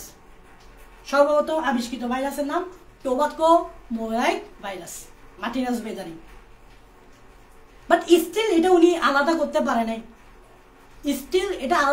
নাই, বাট উনি এখানে এটা যে ভাইরাস দায়ী সেটা প্রুফ করতে পারছে। মার্টিনাস বেইজারিং এটা প্রুফ করতে পারছে যে তামাক গাছের পাতা আক্রান্ত যে হচ্ছে এটা যে ভাইরাসের কারণে হচ্ছে সেটা উনি প্রুফ করতে পারছে, বাট স্টিল এটাকে আলাদা করতে পারে না। প্রুফ করে এক জিনিস, আলাদা করে আরেক জিনিস। এই আলাদা মানে পৃথক করতে পারে নাই, তামাক গাছ থেকে পৃথক করতে পারে নাই। এটা পৃথক করছে কে জানো? এটা পৃথক করছে আরেকজন বিজ্ঞানী আসছে, সেটা হচ্ছে তোমার 1935 বিজ্ঞানী স্ট্যানলি। উনি ভাইরাসকে কি করছে? এই টিএমবি ভাইরাসকে, কোন ভাইরাস? এই টিএমবি কে পৃথক করছে। টিএমবি কে কি করছে? পৃথক করছে কোন প্রক্রিয়ায় জানো? ক্রিস্টালাইজেশন প্রক্রিয়ায়। ক্রিস্টালাইজেশন বাংলায় কি বলে? ক্রিস্টালাইজেশনকে বাংলায় কি বলে? কেলাসন। ক্রিস্টালাইজেশন প্রক্রিয়ায় কি হিসেবে? ক্রিস্টাল হিসেবে। যারা ক্রিস্টাল মানে বুঝো না তাদেরকে বলবো বরফ ফ্রিজ করা, ঠান্ডা করে ফেলা। ফ্রিজ, পানিকে যেরকম ফ্রিজ করে ফেলো না, ঠান্ডা, এরকম আর কি। ক্রিস্টাল হিসেবে প্রথম উনি পৃথক করছে, এই জন্য ওনাকে নোবেল দেওয়া হয়েছে। কত সালে নোবেল দিছে? 1946 নোবেল দিছে। 1946 তাকে নোবেল দেওয়া হয়েছে, ওনাকে নোবেল দেওয়া হয়েছে। 1946 ওনাকে কি দেওয়া হয়েছে? নোবেল দেওয়া হয়েছে। এভাবে সর্বপ্রথম টিএমবি ভাইরাস আবিষ্কার হয়েছে, সর্বপ্রথম আবিষ্কৃত ভাইরাস, এবং টিএমবি ভাইরাসকে আলাদা করা গেছে। এবং টিএমবি ভাইরাসকে আলাদা করে ইলেকট্রন মাইক্রোস্কোপের নিচে তার একটা পিকচার দেখা গেছে। কারণ আলাদা না করলে তো তুমি পিকচার দেখতে পারবে না, আলাদা করতে হবে, তারপর পিকচার দেখতে হবে। তো তোমাদের বইয়ে কিন্তু টিএমবি ভাইরাসের পিকচার আছে, সেটা পরে দেখাবো। তার মানে এভাবেই কিন্তু ভাইরাসের আবিষ্কার হয়েছে, এভাবে ভাইরাসের আবিষ্কার। এরকম আস্তে আস্তে অনেক ভাইরাস আবিষ্কার হয়েছে। তোমাদের বইয়ে দেখবা, যেমন তোমাদের বইয়ে লিখছে যে একটা ভাইরাস আছে ব্যাকটেরিওফাজ ভাইরাস। তোমরা অনেকে বলবা ব্যাকটেরিওফাজ, তো নাম দেখতেছি ব্যাকটেরিয়া আছে, তার মানে এটা ভাইরাস কেমন হয়? তাহলে দেখো, এই ফাজ শব্দটা অর্থ মানে হচ্ছে খাওয়া, এই ফাজ শব্দটার মানে হচ্ছে খাওয়া, আর ব্যাকটেরিয়া মানে হচ্ছে ব্যাকটেরিয়া। তার মানে যে ভাইরাস ব্যাকটেরিয়াকে মারে, যে ভাইরাস ব্যাকটেরিয়ার ভিতরে গিয়ে ব্যাকটেরিয়াকে ধ্বংস করে, তারই বলে, সেই ভাইরাসকেই বলা হয় ব্যাকটেরিওফাজ। আবার বলতেছি, যে ভাইরাস ব্যাকটেরিয়াকে খায়, মানে হচ্ছে ব্যাকটেরিয়ার ভিতরে গিয়ে ব্যাকটেরিয়ারে মারে, সেই ভাইরাস ব্যাকটেরিয়াফাস। আরেকটা নাম আছে যেমন সায়ানোফাস, আরেকটা নাম দেখো সায়ানোফাস, সেম কাহিনী সেম। ফাস মানে কি খাওয়া, ফাস মানে কি খাওয়া, সায়ানো মানে কি, সায়ানো মানে হচ্ছে সায়ানো ব্যাকটেরিয়া। সায়ানো ব্যাকটেরিয়ার আরেক নাম কি জানো তো, বিজিএ, ব্লু গ্রিন অ্যালগি, নীলাভ সবুজ শৈবাল। তার মানে যে ভাইরাস নীলাভ সবুজ শৈবালের ভিতরে ঢুকে নীলাভ সবুজ শৈবালকে খাই ফেলে, মারি ফেলে, সেই ভাইরাস হচ্ছে সায়ানোফাস। আরেকটা ফাস আছে যেমন মাইকোফাস, মাইকোফাস। ফাস মানে কি খাওয়া, আবার সেম ফাস মানে কি খাওয়া, মাইকো মানে হচ্ছে ছত্রাক, মাইকো মানে হচ্ছে ছত্রাক। তাহলে বলো যে ভাইরাস ছত্রাকের ভিতরে দিকে ছত্রাককে খায়, ছত্রাককে মারি ফেলে, সেই হচ্ছে মাইকোফাস। তার মানে এই নামগুলো যখন শুনবা তখন তোমাকে বুঝতে হবে, ভেঙে ভেঙে পড়লে তুমি বুঝে যাবা এগুলোর নামগুলো কি। তো তারপর আমরা আরেকটা বলি, যেমন আরেকটা ভাইরাসের নাম তোমরা শুনবা, এইচআইভি ভাইরাসের নাম তো শুনছো। তারপর আরেকটা ভাইরাসের নাম শুনছো hepatitis B virus, hepatitis virus, শুধু ভাইরাসই বলি, হেপাটাইটিস ভাইরাস নাম শুনছো। দেখো এটা নামের মধ্যে বোঝা যায় হেপাটাইটিস মানে কি। দেখো হেপাটাইটিস আসছে, হেপাটাইটিস আসছে হ্যাপাট প্লাস আইটিস থেকে।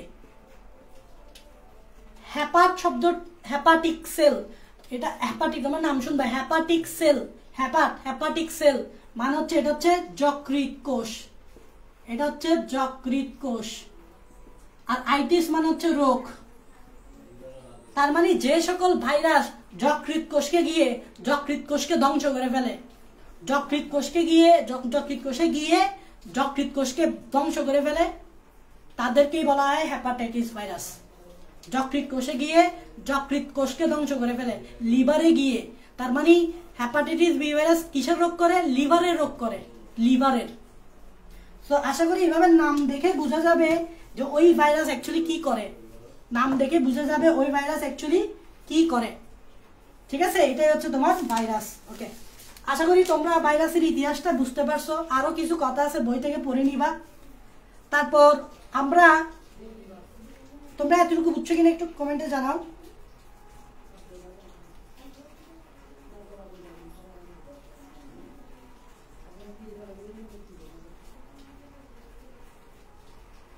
ভাই আজকে কি ব্যাকটেরিয়া শুরু করবেন? না, আজকে ব্যাকটেরিয়া শুরু হবে না, এখনো অনেক বাকি আছে। এটা 23 বেস, তোমরা বই দেখবা, চ্যাপ্টার তো বড়, চ্যাপ্টার বড়, ব্যাকটেরিয়া তাড়াতাড়ি শুরু হবে না।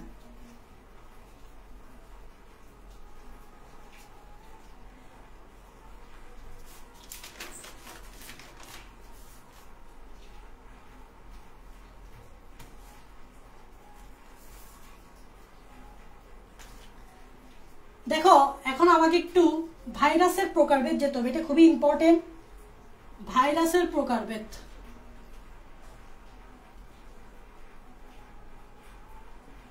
দেখো ভাইরাসের প্রকারভেদ অনেক ভিত্তিতে করা যায়। যেমন 1 নম্বরে করা যায় আকৃতির হিসেবে।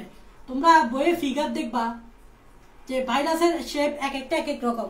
এটার কারণ হচ্ছে ভাইরাসের বাইরের দিকে যে প্রোটিনের আবরণটা আছে, এই প্রোটিনের আবরণটা এক এক রকম ভাবে সাজানো থাকছে বিধায় ভাইরাসের শেপ এক এক রকম হয়ে যায়।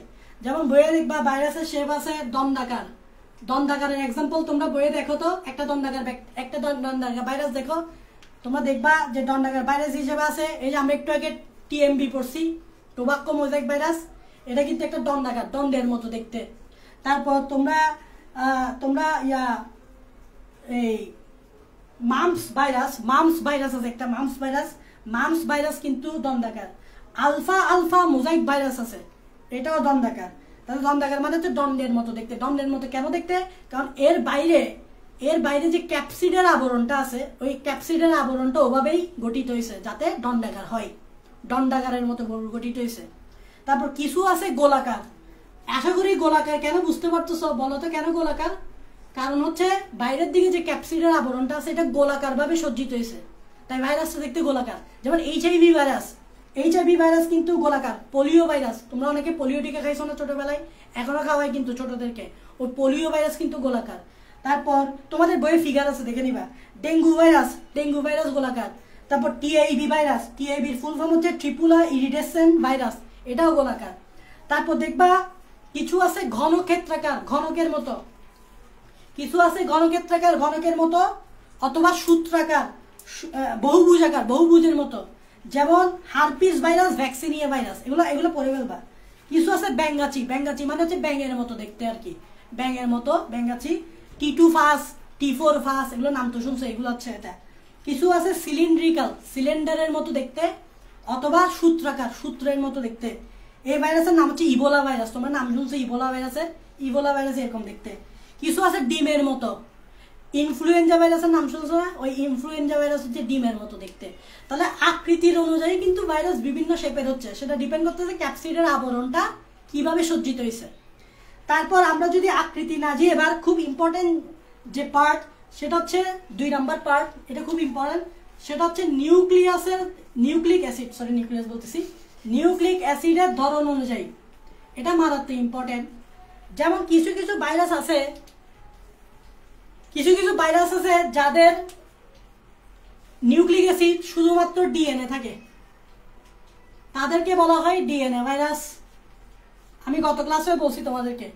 কিছু কিছুতে শুধুমাত্র আরএনএ থাকে, তাদেরকে বলা হয় আরএনএ ভাইরাস। একটু মনোযোগ দিবে, এই পার্টটা ইম্পর্টেন্ট। কিছু কিছু ভাইরাস আছে, এই পার্টটা ইম্পর্টেন্ট, যে যাদের জেনেটিক বস্তু হিসেবে ডিএনএ থাকে, তাদেরকে ডিএনএ ভাইরাস বলে। কারা কারা ডিএনএ ভাইরাস সেটা বইয়ে আছে, এটা এমসিকিউতে মাস আসবে, বিশ্ববিদ্যালয় ভর্তি বইকে মাস আসবে। কিছু কিছু ভাইরাস আছে ডিএনএ থাকে না, আরএনএ থাকে। কারা কারা আরএনএ ভাইরাস, তাদেরকে তাও আমি একটা দুইটা বলে দিই। যেমন এখান থেকে আমি একটা বলি, এখান থেকে একটা ভাইরাসের নাম বলি, সেটা হচ্ছে কি ভাইরাস বলতে পারি, T2 ফার্স্ট ভাইরাস বলি, T2 ফার্স্ট ভাইরাস। এখান থেকে একটা ভাইরাস বলি HIV virus, HIV virus. Corona ভাইরাসও আরএনএ ভাইরাস, করোনা, আমাদের যে করোনা হয়, এই করোনা ভাইরাসও কিন্তু আরএনএ ভাইরাস, মানে করোনা ভাইরাসে আরএনএ থাকে, আর T2 ফার্স্টে ডিএনএ থাকে। এখন দেখো, তোমরা জানো ডিএনএ কিন্তু ডাবল সুতা, আর আরএনএ হচ্ছে কি সিঙ্গেল সুতা। কিন্তু ভাই ভাইরাসের ক্ষেত্রে কিন্তু ডাবল সুতাও পাবে, সিঙ্গেল সুতাও পাবে। তার মানে এই ডিএনএ কিছু ভাইরাসে ডাবল সুতা তো এমনিই স্বাভাবিক হবে জানো, বাট কিছুতে আছে সিঙ্গেল সুতা, এক সূত্রক। দেখছো ভেজাল আছে এখানে, এই জন্য বলছি এটা একটু ইম্পর্টেন্ট। আর আরএনএ তেও ভেজাল আছে। আরএনএ নর্মালি আমরা জানি এক সুতা, তো এক সুতা তো থাকবে, এই জন্য লিখলামই, বাট আরএনএ কিন্তু ডাবল সুতাও হতে পারে, তাহলে এটা হচ্ছে দ্বিসূত্রক। তাহলে এই যে এই জিনিসটা একটু ব্যতিক্রম, যেটা নর্মালি আমাদের থাকে না। আমাদের ডিএনএ তো ডাবল সুতা, আরএনএ তে সিঙ্গেল সুতা। কিন্তু কিছু ভাইরাস আছে যাদের ডিএনএ ডাবল সুতা, যাদের ডিএনএ সিঙ্গেল সুতা। কিছু ভাইরাস আছে, আরএনএ আছে যাদের, ভাইরাস আছে যাদের আরএনএ সিঙ্গেল সুতা, আরএনএ ডাবল সুতা। যেমন ডিএনএ এখানে যে আছে একটা গোত্র লিখছে, ওই গোত্রটা বই থেকে পড়বা। দ্বিসূত্রক যেটা আছে সেটা একটা গোত্র দিয়েছে, গোত্রটা পড়বা, এক্সাম্পলটা পড়বা, ইম্পর্টেন্ট। এক সূত্রকের গোত্র দিছে, এক্সাম্পল দিছে। দ্বিসূত্রকের গোত্র দিছে, এক্সাম্পল দিছে। এটা ব্যতিক্রম না, তাই এই দুইটা দিছে। এটা ব্যতিক্রম, এদিকে এটা ব্যতিক্রম, এদিকে এটা ব্যতিক্রম। কেন ব্যতিক্রম তো বুঝতে পারতো। আরএনএ তো ডাবল সুতা হয় না, ডিএনএ তো সিঙ্গেল সুতা হয় না, বাট ভাইরাসের ক্ষেত্রে হয়। সো এই জন্য আমি এই পার্টটা বলছি, ঠিক আছে। এক্সাম্পলটা ইম্পর্টেন্ট এখান থেকে এমসিকিউর জন্য। এগুলো তো ভাই সৃজনশীল আসবে না, এগুলো আসবে এমসিকিউতে, বাট এমসিকিউর জন্য তোমাকে পড়তে হবে, ঠিক আছে। তারপর দেখো, তোমরা জানো গত ক্লাসে আমি ভাইরাসের ফিগার আঁকেছি। তোমরা অনেকে বলতেছো ভাইয়া ভাইরাসের ফিগার মনে পড়াচ্ছেন না। না, গত ক্লাসেই ভাইরাসের ফিগার পড়াই দিছি। আরেক ধরনের হচ্ছে বহিস্থ আবরণ অনুযায়ী। তোমরা জানো একটা নর্মালি ভাইরাসের প্রোটিন আবরণ থাকে, এটা হচ্ছে প্রোটিন আবরণ, এটাকে আমরা ক্যাপসিড নাম দিছিলাম। এটা হচ্ছে প্রোটিন আবরণ, নাম দিছি ক্যাপসিড। এটার ভিতরে আছে ডিএনএ, এটা হচ্ছে একটা ভাইরাস। এই ভাইরাসের বাইরে কিন্তু কোনো আবরণ নেই, তাহলে এটা হচ্ছে বহিস্থ আবরণী বিহীন ভাইরাস। এটা হচ্ছে কি বহিস্থ আবরণী বিহীন ভাইরাস। কিন্তু কিছু ভাইরাস আছে বাইরের দিকে একটা বহিস্থ আবরণ আছে, যেমন করোনা ভাইরাস। করোনা ভাইরাসের এরকম বাইরের দিকে একটা কি আছে, আবরণ আছে, তাহলে এটা হচ্ছে বহিস্থ আবরণ যুক্ত ভাইরাস। তাহলে বহিস্থ আবরণের উপর ভিত্তি করে ভাইরাস দুই ধরনের, একটাতে বহিস্থ আবরণ আছে আর একটাতে নাই। এক্সাম্পলটা জানতে হচ্ছে। তারপর হচ্ছে ভাইরাসের প্রকারভেদ অনুযায়ী আমরা বলতে পারি পোষক দেহ কোথায় গিয়ে ভাইরাসটা অ্যাটাক করতেছে সেটার উপর। তারপরটা হচ্ছে কি পোষক দেহ কোথায় গিয়ে ভাইরাস অ্যাটাক করতেছে। ধরো না প্রাণীতে অ্যাটাক করলে তাকে কি ভাইরাস বলবো? প্রাণী ভাইরাস। উদ্ভিদে অ্যাটাক করলে কি বলবো? উদ্ভিদ ভাইরাস। ব্যাকটেরিয়াতে অ্যাটাক করলে কি বলবো? ব্যাকটেরিওফাস। শৈবালে অ্যাটাক করলে কি বলবো? সায়ানো। ব্যাকটেরিয়াতে অ্যাটাক করলে কি বলবো? সায়ানোফাস। তারপর ছত্রাকে অ্যাটাক করলে কি বলবো? মাইকোফাস। তাহলে যেখানে গিয়ে অ্যাটাক করবে তার উপর ভিত্তি করে নামটা হবে। আশা করি বুঝতে পারছো। এখন যে জিনিসটা ভাইরাসের প্রকারভেদ পড়াবো, এটা তোমরা বই পড়লে কিচ্ছুই বুঝবো না, এটা আমি বুঝিয়ে দিচ্ছি। 5 নাম্বার, সেটা হচ্ছে সংক্রমণের ধরন ও সংখ্যা বৃদ্ধি। এটা তোমরা বুঝবো না, এটা কিন্তু বোঝার মতো একটা জিনিস। সংক্রমণের ধরন ও সংখ্যা বৃদ্ধির উপর ভিত্তি করে ভাইরাসকে 2 ভাগে ভাগ করেছে, এটা একটু বোঝার আছে। একটা হচ্ছে নর্মাল ভাইরাস, আর একটা হচ্ছে রেট্রোভাইরাস। দেখো রেট্রোভাইরাস, এই রেট্রোভাইরাসটা ইম্পর্টেন্ট। তোমরা তো নর্মাল ভাইরাসের নাম শুনছো, কিন্তু তোমরা রেট্রোভাইরাস কি এটা জানো না। তো এখন তোমরা নর্মাল ভাইরাস তো জানো, রেট্রোভাইরাসটা বুঝো। নর্মাল ভাইরাস জানার দরকার নাই, রেট্রোভাইরাসটা বুঝো, কারণ নর্মাল ভাইরাস তো নর্মাল ভাইরাসই, বাট রেট্রোভাইরাস তো চিনো না। তো রেট্রোভাইরাস চিন্তা করো। রেট্রোভাইরাস আমি এখানে লিখিয়ে দিচ্ছি কি, সেটা হচ্ছে যে কোনো আরএনএ ভাইরাস। লিখে দিচ্ছি যে কোনো আরএনএ ভাইরাস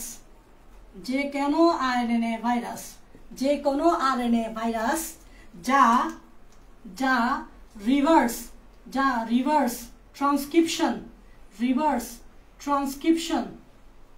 রিভার্স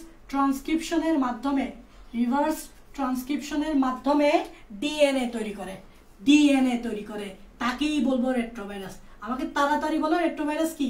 রেট্রোভাইরাস হচ্ছে যে কোনো আরএনএ ভাইরাস রিভার্স ট্রান্সক্রিপশনের মাধ্যমে ডিএনএ তৈরি করে, তারাই হচ্ছে রেট্রোভাইরাস।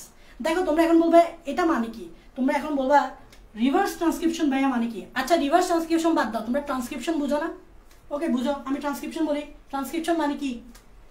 ডিএনএ থেকে আরএনএ হওয়া, এটাকে বলা ট্রান্সক্রিপশন। ডিএনএ থেকে আরএনএ হওয়াকে কি বলে? তাহলে রিভার্স মানে কি উল্টা না? আমরা বলি না অনেক সময় রিভার্সে আসো, রিভার্স করো, রিভার্স মানে কি উল্টা। তাহলে উল্টা মানে কি? ডিএনএ থেকে আরএনএ না হয়ে কি হবে? আরএনএ থেকে ডিএনএ। যখন আরএনএ থেকে ডি হবে তখন এটা ট্রান্সক্রিপশনকে উল্টা করে দিলাম না, তাই এটার নাম হবে তখন রিভার্স ট্রান্সক্রিপশন। তার মানে আশা করি বুঝছো যে what is reverse transcription. Normally transcription মানে ডিএনএ থেকে আরএনএ, রিভার্স ট্রান্সক্রিপশন মানে হচ্ছে উল্টো, মানে আরএনএ থেকে ডিএনএ। এই কাজটাই করে রেট্রোভাইরাসরা। তাহলে রেট্রোভাইরাস হচ্ছে যে কোনো আরএনএ ভাইরাস যা রিভার্স ট্রান্সক্রিপশনের মাধ্যমে ডিএনএ তৈরি করে। তাহলে দেখো তারা আরএনএ ভাইরাস, তাহলে আরএনএ ভাইরাসে কি থাকবে? আরএনএ থাকবে। তারা আরএনএ থেকে কি তৈরি করবে? আরএনএ থেকে ডিএনএ তৈরি করবে, তারাই হচ্ছে রেট্রোভাইরাস। কেননা রেট্রো শব্দটার অর্থ দেখো, রেট্রো শব্দটার অর্থ কি? রেট্রো শব্দটার অর্থ হচ্ছে রিভার্স ট্রান্সক্রিপশন। রেট্রো শব্দটার অর্থ হচ্ছে রিভার্স ট্রান্সক্রিপশন। রেট্রো শব্দটার অর্থ হচ্ছে রিভার্স ট্রান্সক্রিপশন, তাই এগুলোকে বলা হয় রেট্রোভাইরাস। রিভার্স ট্রান্সক্রিপশন মানে কি? আরএনএ থেকে ডিএনএ। ব্যাপারটা আমি তোমাদেরকে বুঝাচ্ছি, একটা এক্সাম্পল দিতে হবে। এই দেখো একটা এক্সাম্পল দেখো, এইচআইভি ভাইরাস। এইচআইভি ভাইরাস হচ্ছে রেট্রোভাইরাস। কেমন দেখো, এটা হচ্ছে আমাদের পোষক দেহ, এটা হচ্ছে নিউক্লিয়াস, এটা হচ্ছে তোমার একটা সেল। চিন্তা করো, এই তোমার সেলের এখানে ভিতরে আছে কি বলতো? আচ্ছা তোমার সেল তোমার সেলে চিন্তা করো, এখানে ভিতরে আছে এই যে ডিএনএ। এটা কি দেখো, এটা তোমার সেলের ভিতরে, এটা কি? ডিএনএ। এখন এইচআইভি ভাইরাস আসবে, এই দেখো এইচআইভি ভাইরাস আসতেছে এখানে, এইচআইভি ভাইরাস এখানে আসতেছে, এই এইচআইভি ভাইরাস আসলো। এইচআইভি ভাইরাস কিরকম? এইচআইভি ভাইরাস হচ্ছে তোমার আরএনএ ভাইরাস। খেয়াল করো, আরএনএ ভাইরাস। তার মানে এইচআইভি ভাইরাসে কি আছে? এই দেখো আরএনএ, তার মানে এটা কি? এটা হচ্ছে আরএনএ। এই জিনিসটা হচ্ছে তোমার আরএনএ। এখন একটা মজার বিষয় দেখো, যখন এইচআইভি ভাইরাস এই পোষক দেহে যুক্ত হবে তখন শুধুমাত্র এটা ফুটো করে দিবে, এই দেয়ালটা ফুটো করে দিবে, এই মেমব্রেনটা ফুটো করে দিবে, এটা ফুটো করে দিবে, সুন্দর করে এই আরএনএটা এদিক দিয়ে ঢুকে যাবে। কিন্তু পার্থক্য হচ্ছে আরএনএ ঢুকলে হবে না, কারণ এটা এখানে এসে যুক্ত হইতে হবে এই ডিএনএ তে, পোষক দেহের যে ডিএনএ তোমার যে শরীরের ডিএনএ আছে, কোষের ডিএনএ আছে, এই জিনিসটা এখানে এসে যুক্ত হইতে হবে। এখন দেখো এটা তো আরএনএ, কিন্তু তোমার কোষে যেটা আছে সেটা তো ডিএনএ। আরএনএ কিভাবে ডিএনএর সাথে যুক্ত হয়? তুমি কি আরএনএ কে ডিএনএর সাথে যুক্ত করতে পারবে? এটা হচ্ছে তোমার কোষের ডিএনএ, আর এটা হচ্ছে ভাইরাসের আরএনএ। আরএনএ তো ডিএনএ এর সাথে যুক্ত হবে না। এই জন্য কি হবে জানো? রিভার্স ট্রান্সক্রিপশন হবে। সেটা হচ্ছে এই আরএনএ থেকে প্রথমে কি তৈরি হবে? ভাইরাসের এই আরএনএ থেকে কি তৈরি হবে? এই আরএনএ থেকে প্রথমে তৈরি হবে ডিএনএ। এই দেখো ডিএনএ, এটা হচ্ছে কার ডিএনএ? ভাইরাসের ডিএনএ। এটাকে আমি বলতেছি ভাইরাল ডিএনএ। এটা হচ্ছে ভাইরাল আরএনএ, এটা হচ্ছে ভাইরাল আরএনএ, এখান থেকে ভাইরাল ডিএনএ। এই তার মানে এখানে যখন ঢুকছে তখন এটা এরকম এই ভাইরাল ডিএনএ হয়ে গেছে, এই ভাইরাল ডিএনএ। এখন এই ডিএনএটা এটার সাথে গিয়ে যুক্ত হইতে পারবে,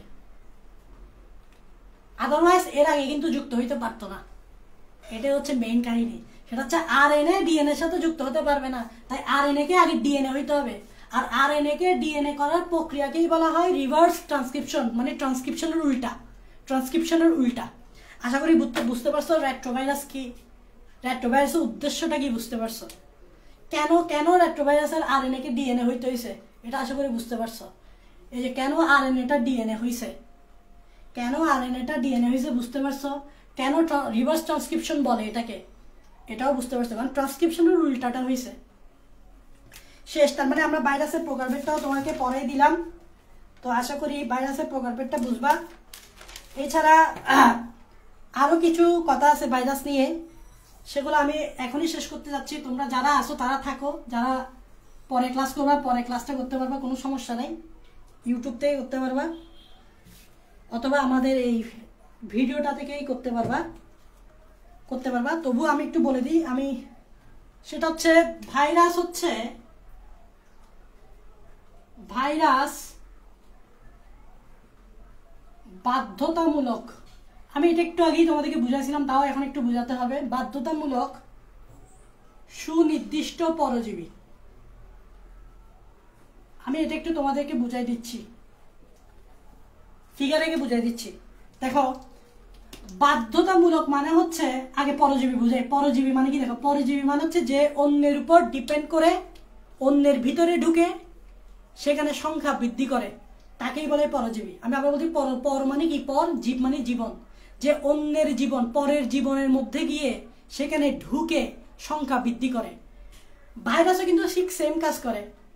অন্যের জীবনের ভিতর ঢুকে, মানে আমার কোষের ভিতর ঢুকে, মানে আমার জীবনের ভিতর ঢুকে সে তার সংখ্যা বাড়ায়, তাই তাকে পরজীবী বলে। কিন্তু তাকে বাধ্যতামূলক কেন বলে? বাধ্যতামূলক এই জন্যই বলে, সে অন্যের উপর যাওয়া ছাড়া, অন্যের জীবনের মধ্যে যাওয়া ছাড়া তার নিজের সংখ্যা বৃদ্ধি করতে পারবে না। যেমন সে যদি এখানে থাকে, এটা জীব না কিন্তু, সে যদি এখানে থাকে সে এখানে বংশবৃদ্ধি করতে পারবে না। কিন্তু সে যদি আমার শরীরে ঢুকে বংশবৃদ্ধি করতে পারবে। তার মানে তাকে বংশবৃদ্ধি করতে হলে বাধ্যতামূলক অন্য কোনো জীবের ভিতরে যেতে হবে, অন্য কোনো জীবের ভিতর বাধ্যতামূলক যেতে হবে, আদারওয়াইজ সে সংখ্যা বৃদ্ধি করতে পারবে না। তাই বাধ্যতামূলক শব্দটা ইউজ করছে। এইবার আসো মেইন ইম্পর্টেন্ট শব্দ হচ্ছে সুনির্দিষ্ট। সুনির্দিষ্ট কেন বলছে? সুনির্দিষ্ট এই জন্যই বলছে, এক ভাইরাসের এক এক জীবের মধ্যে বসবাস করে বা এক এক জীবের মধ্যে গিয়ে সংখ্যা বৃদ্ধি করে। ধরো যে ভাইরাসটা ব্যাকটেরিয়ার মধ্যে গিয়ে সংখ্যা বৃদ্ধি করবে, সেই ভাইরাসটা কিন্তু মানুষের মধ্যে গিয়ে বংশবৃদ্ধি করবে না, অন্য ভাইরাস মানুষের মধ্যে দিয়ে বংশবৃদ্ধি করবে। যেমন ধরে নাও এটা হচ্ছে আমাদের একটা আদিকোষ, তোমরা সবাই আদিকোষ চিনো। আদিকোষ মানে ধরে নাও এটা একটা ব্যাকটেরিয়া। তো ব্যাকটেরিয়াকে খাই বা আক্রমণ করে এরকম একটা ভাইরাস হচ্ছে T2 first virus. T2 first virus এরকম সবাই জানো। T2 ভাইরাস বা ফার্স্ট ভাইরাস দেখতে হচ্ছে এরকম এখানে ডিএনএ থাকে। তো এই T2 ফার্স্ট কিন্তু শুধুমাত্র ব্যাকটেরিয়া এটাকেই আক্রমণ করবে। কিন্তু এখানে ধরে নাও একটা যুক্ত হবে, এর কোন পার্টটা যুক্ত হবে? দেখো এর এই পার্টটা যুক্ত হবে। এই দেখো এই পার্টটা এখানে এসে যুক্ত হবে। এটা হচ্ছে ল্যান্ডিং পার্ট। এটাকে কি বলে? ওই বিমান যেরকম ল্যান্ডিং করে, এটা এখানে এসে ল্যান্ডিং করবে। ঠিক সেম ভাবে এটার এই পার্টটা ল্যান্ডিং করবে, এখানে এসে ল্যান্ডিং করবে। এটার এই পার্টটা ল্যান্ডিং করবে। এখন এ শুধুমাত্র এখানে কেন ল্যান্ডিং করতে পারে, অথবা এ শুধুমাত্র কেন এখানে ল্যান্ডিং করতে পারে? কেননা আমাদের এই যে সেলগুলো আছে, সেলের কিছু রিসেপ্টর সাইট আছে। রিসেপ্টর সাইট কেন বলতেছে? তারা তাদেরকে রিসিভ করবে। রিসেপ্টর সাইট মানে কি? রিসিভ করবে। কাকে রিসিভ করবে? ব্যাকটেরিয়া, এই যে ভাইরাসের এই পার্টগুলো রিসিভ করবে।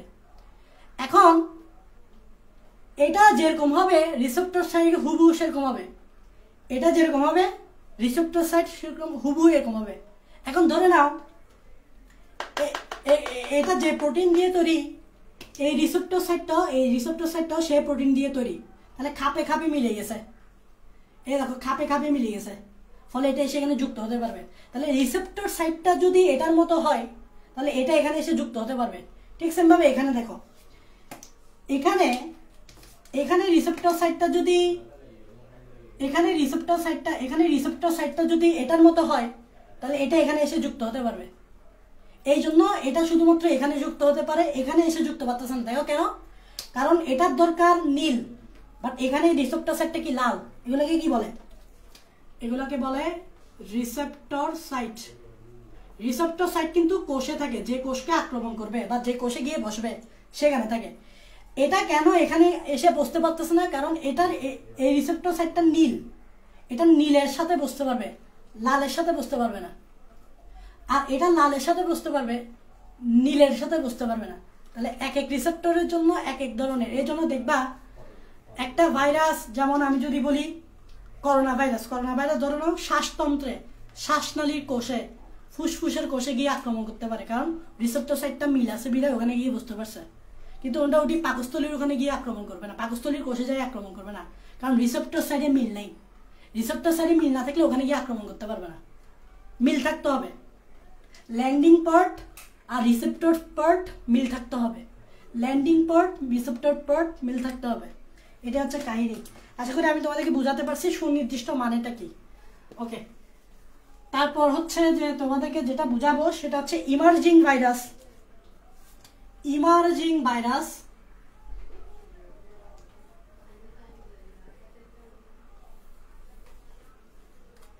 ইমার্জিং ভাইরাসটা একটা কি দেখো, নর্মালি আমি একটু আগে তোমাদেরকে বলছি যে একটা ভাইরাসের জন্য একটা দেহ নির্দিষ্ট।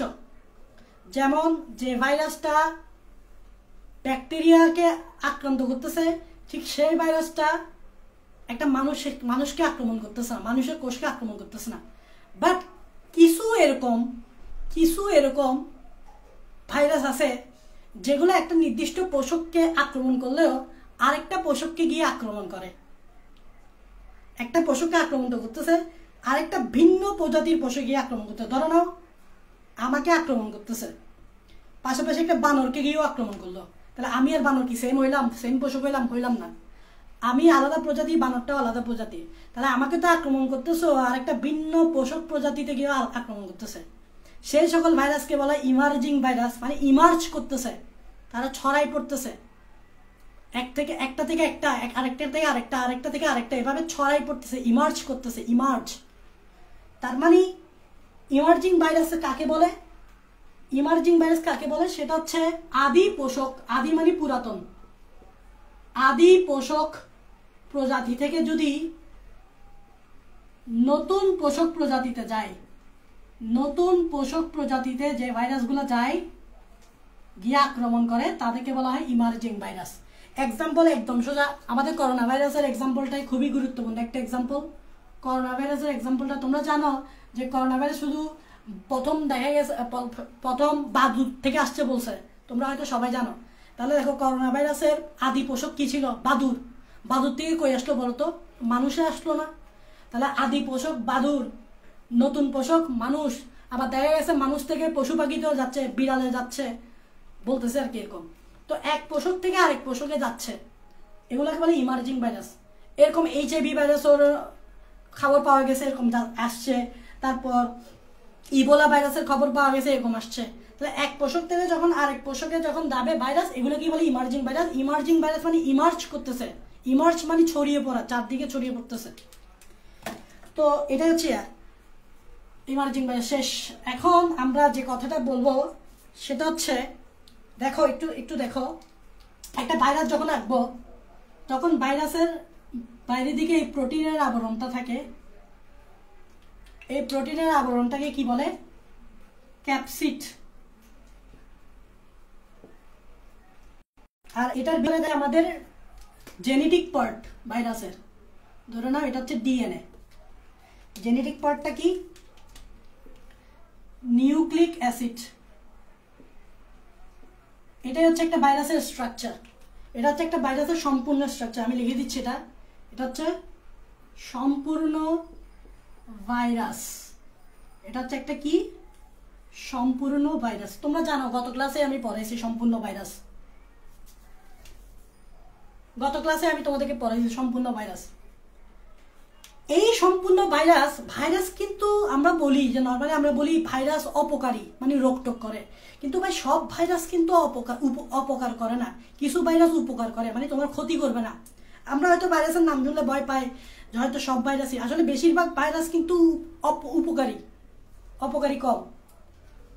তো এই যে এই সম্পূর্ণ ভাইরাস, এই সম্পূর্ণ ভাইরাসটা যদি সংক্রামক হয়, খেয়াল রাখবা, এটা যদি সংক্রামক হয় অর্থাৎ রোগ সৃষ্টি করে, অর্থাৎ এক কথায় রোগ সৃষ্টি করে, যদি সংক্রামক হয় রোগ সৃষ্টি করে, এই সম্পূর্ণ ভাইরাসটা কি কি বলতো? ক্যাপসিড আর নিউক্লিয়াস। সম্পূর্ণ ভাইরাসটা যদি রোগ সৃষ্টি করে তখন তার নাম চেঞ্জ করে দিতে হবে, তখন তাকে বলতে হবে ভিরিয়ন।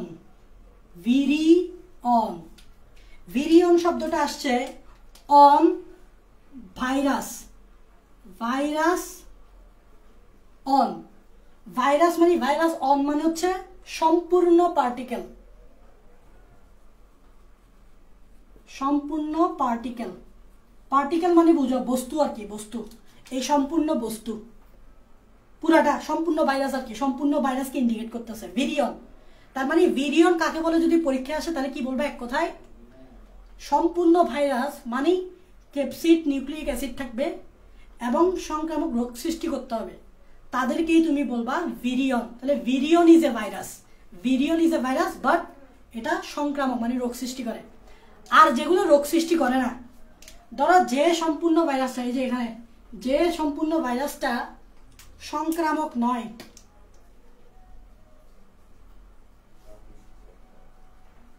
এখানেই বলছি এই যে সম্পূর্ণ ভাইরাসটা সংক্রামক নয় মানে রোগ সৃষ্টি করে না, তাদেরকে কি বলবা? তাদেরকে বলবা নিউক্লিও ক্যাপসিড, নিউক্লিও ক্যাপসিড। আচ্ছা কেন নিউক্লিও ক্যাপসিড? নিউক্লিও শব্দটা আসছে নিউক্লিক অ্যাসিড থেকে, ক্যাপসিড আসছে ক্যাপসিড থেকে, নিউক্লিও আসছে নিউক্লিক অ্যাসিড থেকে, ক্যাপসিড আসছে ক্যাপসিড থেকে। তো যে সম্পূর্ণ ভাইরাসটা সংক্রামক নয় তাকে বলবো নিউক্লিক অ্যাসিড, আর সংক্রামক হলে তাকে বলবো ভিরিয়ন। শেষ। তাহলে ভিরিয়ন বোঝা গেছে, নিউক্লিও ক্যাপসিডও বোঝা গেছে। সংক্রামক হলে ভিরিয়ন, সংক্রামক না হলে নিউক্লিও ক্যাপসিড। নিউক্লিও ক্যাপসিড নামটা এরকম কেন হয়েছে? নিউক্লিও আসছে নিউক্লিক অ্যাসিড থেকে, ক্যাপসিড আসছে ক্যাপসিড থেকে। এখন এটা তো ভাইরাস, এখন কিছু আছে ভাইরাসের মতো দেখতে, কিছু আছে ভাইরাসের মতো দেখতে বাট ভাইরাস না, তাদেরকে কি বলে? তাদেরকে বলে সাব ভাইরাল সত্তা। লাস্ট টপিক, তাদেরকে বলা হয় সাব ভাইরাল সত্তা। সাব ভাইরাল সত্তা মানে কি? ভাইরাস নয়, আমি লিখে দিচ্ছি ভাইরাস নয়, ভাইরাস নয়, তবে ভাইরাসের মতো দেখতে, তবে ভাইরাসের মতো দেখতে।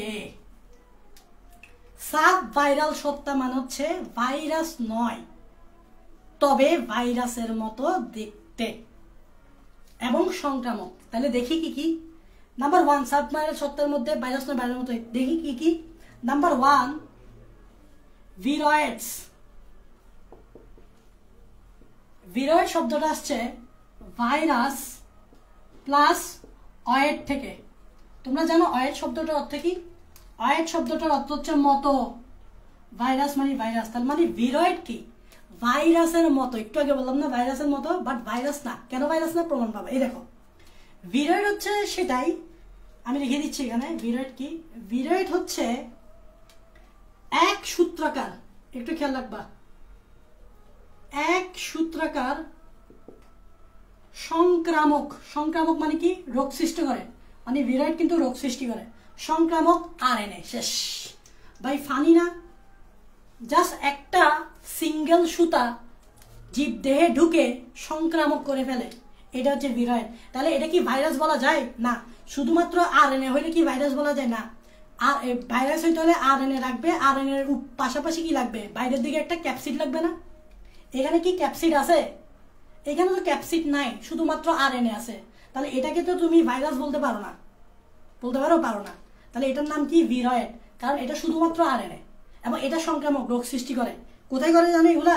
মনে রাখবে, এগুলো শুধুমাত্র উদ্ভিদে করে, কেবল উদ্ভিদে করে, কেবল উদ্ভিদে করে। কেবল কিসে করে? কেবল উদ্ভিদে করে। এটাই হচ্ছে ভিরয়েডস। আশা করি বুঝতে পারছো ভিরয়েডস। এখন দেখো আমরা তারপর চলে যাচ্ছি। ভিরয়েড তো গেল, এটা কিন্তু ভাইরাস না, কারণ ভাইরাস হলে আরএনএর পাশাপাশি ক্যাপসিডও লাগবে, এখানে ক্যাপসিড নাই। তারপর দেখো, তারপর হচ্ছে প্রিয়ন। প্রিয়ন্স মানে কি? দেখো, প্রিয়ন শব্দটা আসছে পিআর থেকে, PR plus I plus on. PR মানে হচ্ছে প্রোটিন, পিআর মানে হচ্ছে প্রোটিন, আই মানে হচ্ছে ইনফেকশিয়াস। ইনফেকশিয়াস মানে কি? ইনফেকশিয়াস মানে হচ্ছে সংক্রামক। অন মানে কি? অন মানে হচ্ছে পার্টিকেল। তার মানে এটা এমন একটা সংক্রামক পার্টিকেল যেটা প্রোটিন দিয়ে তৈরি, শুধুমাত্র প্রোটিন। তাহলে দেখো, এটা হচ্ছে কি? সংক্রামক, সংক্রামক প্রোটিন ফাইব্রিল, শুধুমাত্র প্রোটিন। এখানে কিন্তু কোনো ডিএনএ অথবা আরএনএ নাই। তাহলে এটাকেও ভাইরাস বলা যাবে না, তবে ভাইরাসের মতো, কারণ ভাইরাসে কিন্তু বাইরের দিকে একটা কি আছে?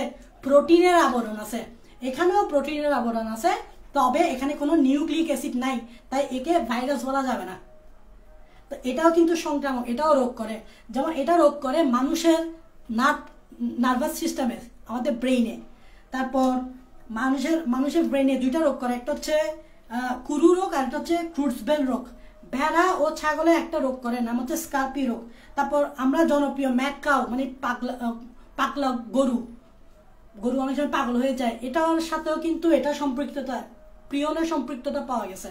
তার মানে প্রিয়ন কিন্তু ভাইরাসের মতো দেখতে, বাট ভাইরাস না, কারণ ভাইরাস হতে হলে তার প্রোটিন তো আছে, বাট নিউক্লিক অ্যাসিড লাগবে, এখানে নাই। শেষ। তার মানে আমরা এই এখন সাবভাইরাল তথ্য কয়টা জানছি? দুইটা, ভিরয়েডস। ইয়া, তো তোমাদের বইয়ে ভিরিয়ন ভার্সেস ভিরয়েডস ভার্সেস প্রিয়নের পার্থক্য আছে, এটা পড়বে, এটা খুবই ইম্পর্টেন্ট। ভার্সেস প্রিয়নের পার্থক্য আছে তোমাদের বইয়ে, যদি না থাকে আমাকে বলো, আমি দিয়ে দিব, সমস্যা নাই। বাট তোমাদের বইয়ে আছে, এই পার্থক্যটা পড়ে ফেলবা। আমি তো পড়ে দিছি, পার্থক্যটা তোমরা ইজিলি পেরে যাবা। And the last topic is, আরেকটা সাবভাইরাল সত্তার আন্ডারে পড়ে, last topic is satellite virus. এটা আমি বুঝাই দিচ্ছি, তোমরা হয়তো সংজ্ঞা পড়লে বুঝবা না স্যাটেলাইট ভাইরাস কি। নর্মালি আমি একটা কথা লিখতেছি, স্যাটেলাইট ভাইরাস মানে হচ্ছে একটা নিউক্লিক অ্যাসিড গঠিত সত্তা, একটা নিউক্লিক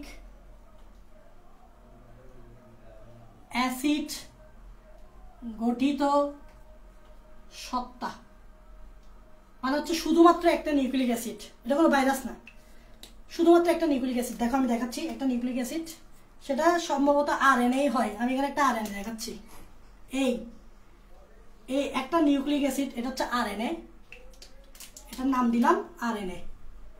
এটাকে আমি নাম দিব, এটার নাম দিব স্যাটেলাইট আরএনএ। এই শুধুমাত্র একটা আরএনএ, এটাই।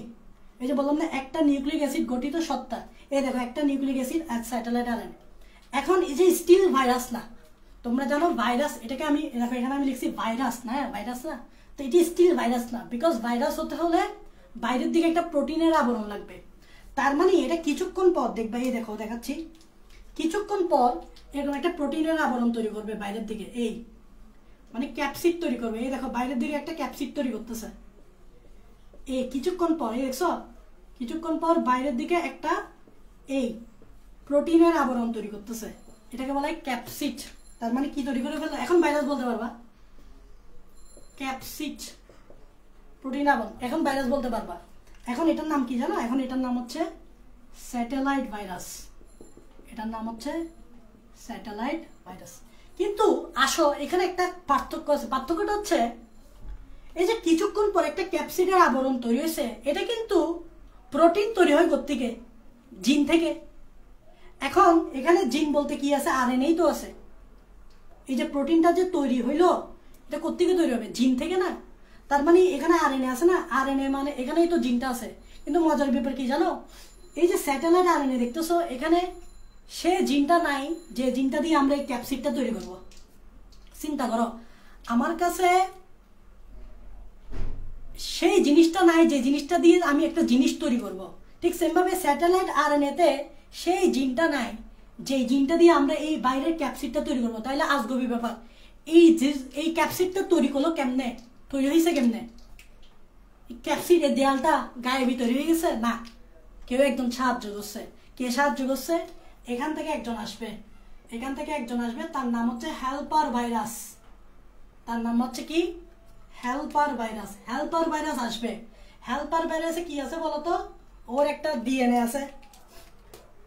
হেল্পার ভাইরাসে কি আছে? ডিএনএ আছে। ওই ডিএনএ দিয়েই এই ক্যাপসিডটা তৈরি করে দিছে। তার মানে তাকে হেল্প করছে, তাকে এই দেয়ালটা এসে তৈরি করতে হেল্প করছে। কেননা তার এই স্যাটেলাইট আরএনএর এই দেয়াল তৈরি করার জিন তার কাছে নাই। তাই একজন হেল্পার ভাইরাস আসছে, হেল্পার ভাইরাসের ডিএনএ আছে, সেই ডিএনএ দিয়েই এই ক্যাপসিডটা তৈরি করে দিছে। সেই ডিএনএ দিয়ে এই ক্যাপসিডটা তৈরি করে দিছে। এটা হচ্ছে স্যাটেলাইট ভাইরাস। আশা করি দেখো বুঝে বুঝে পড়তে হবে। তুমি যদি বুঝে বুঝে না পারো, লাইন তুমি জাস্ট এমনি বুঝে যাবা। দেখো স্যাটেলাইট ভাইরাস আমি গ্যারান্টি দিচ্ছি তুমি বই পড়ো কিচ্ছু বুঝবে না, বাট এই জিনিসটা এভাবে ইমাজিন করে পড়ো, তাহলে তোমার কাছে স্যাটেলাইট ভাইরাস জিনিসটা বোধগম্য হয়ে। আশা করি তোমরা বুঝছো। আমরা অনেক কিছু পড়ে ফেলছি। নেক্সট ক্লাসে আমরা তোমরা দেখবা আমি কত বুঝো, আমি তোমাদেরকে প্রায় 150 পৃষ্ঠা পর্যন্ত পড়ে ফেলছি। 150-এর ভিরিয়ন, ভিরয়েডস, প্রিয়ন পর্যন্ত পড়েছি। ভিরিয়ন, ভিরয়েডস, প্রিয়ন এবং স্যাটেলাইট এতটুকু পর্যন্ত পড়ে ফেলছি 2টা লেকচারে। নেক্সট লেকচারে আমরা ভাইরাসের গঠনটা দেখবো, বিভিন্ন ভাইরাসের গঠন দেখবো। তারপর ভাইরাসের সংখ্যা বৃদ্ধি কিভাবে করে, তারা কিভাবে তাদের সংখ্যা বাড়ায়, লাইটিক চক্র, লাইসেজিং চক্র, সেগুলো দেখবো। সে পর্যন্ত সবাই সুস্থ থাকবে। আল্লাহ হাফেজ।